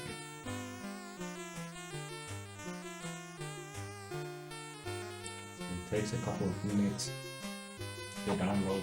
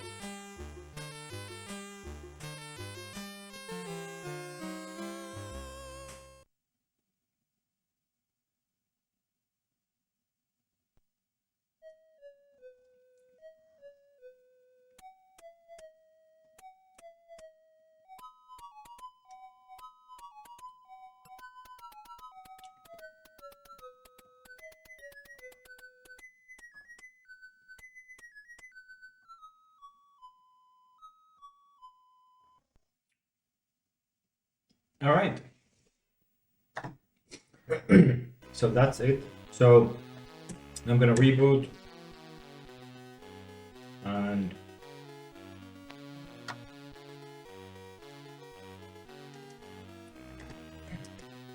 rerun AOT.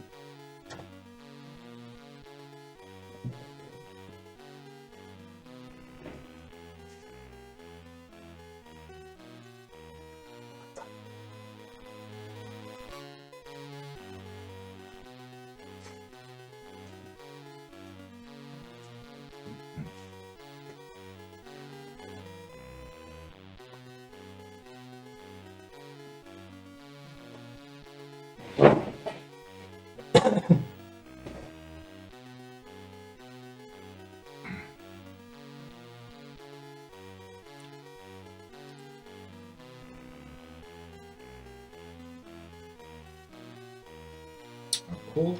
And then run.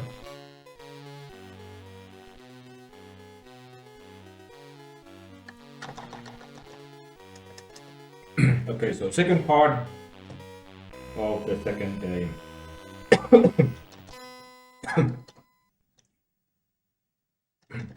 So here, puzzle input.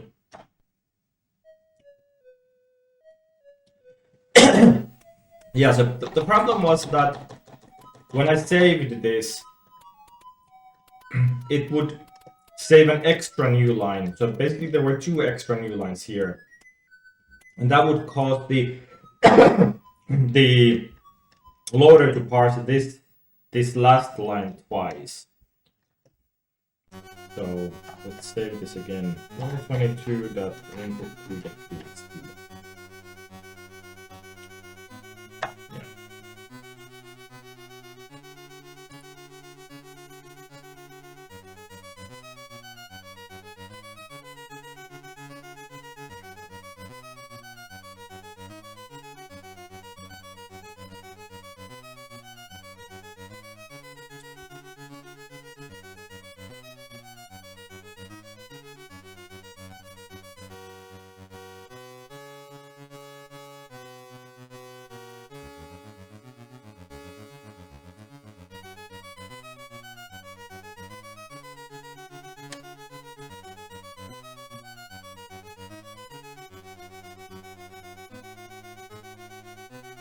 Cool, okay.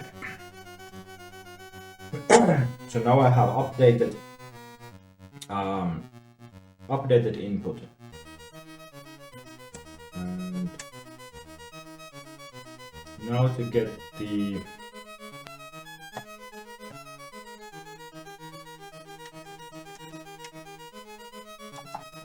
editor back up.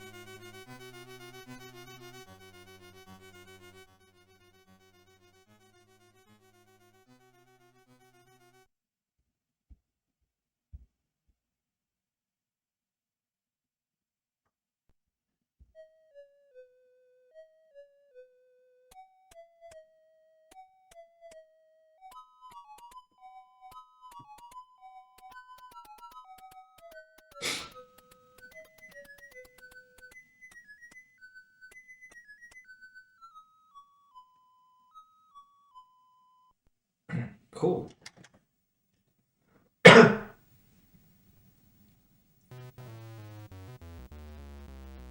Okay, and then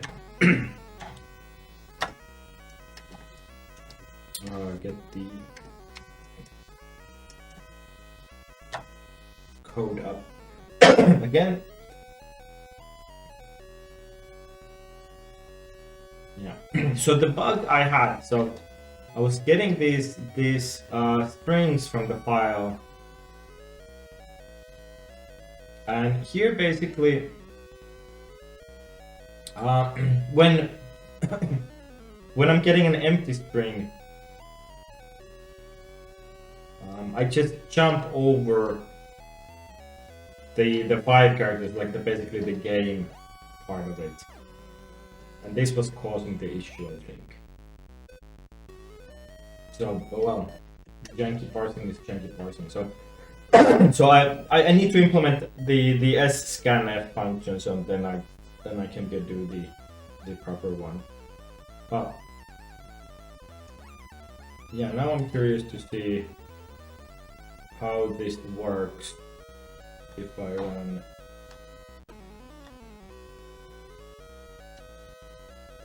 Yeah, let's run this.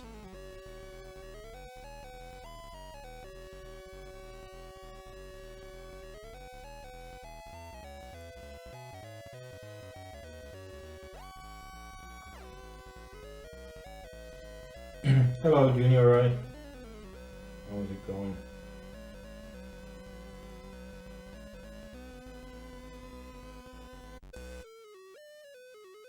And I think I should have seen the last line being parsed twice in these prints, but maybe I didn't pay too much attention.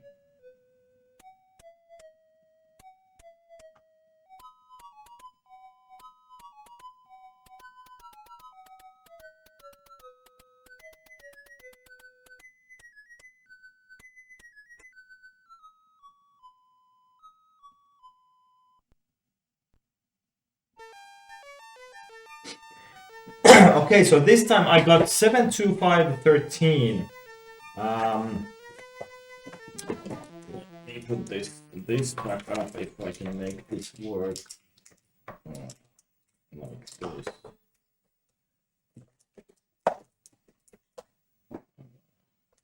I'll take this later better, but yeah, I got the previous time I got 74658.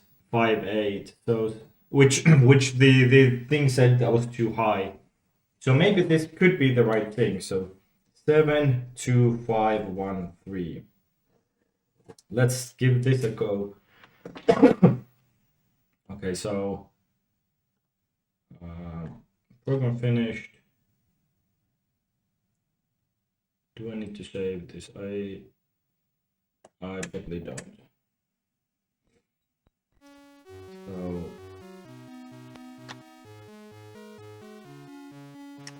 load AOC again.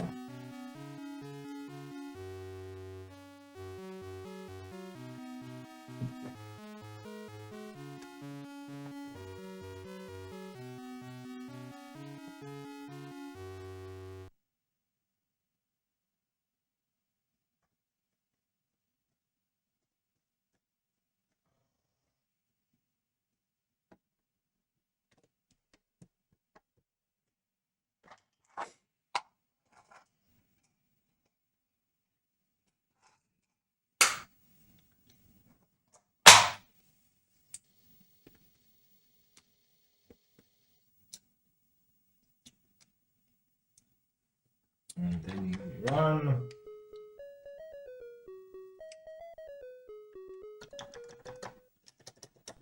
Moment of truth. Did this fix the issue? Answer 72513. That is the right answer. Okay. Yes. What a relief. Okay. So that was the problem. So AOC program was appending an extra new line at the end, and the input parsing that I had was janky because I didn't have a scanf I should probably implement scanf so that I can get easier parsing cleaned up. Okay, now let me take a picture of this victory.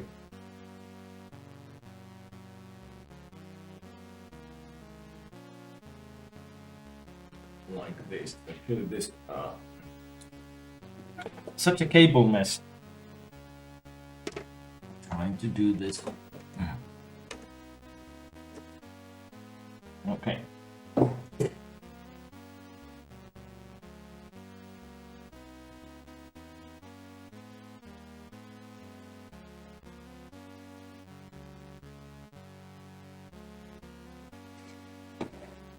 Perfect. Okay.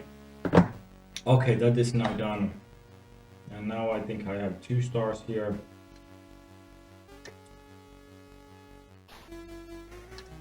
Return to advent calendar. Yep, 2 stars. Okay. So that's it.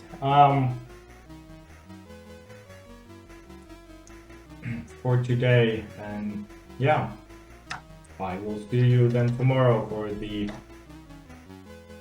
third day input. All right, take care. I'll see you later. Bye.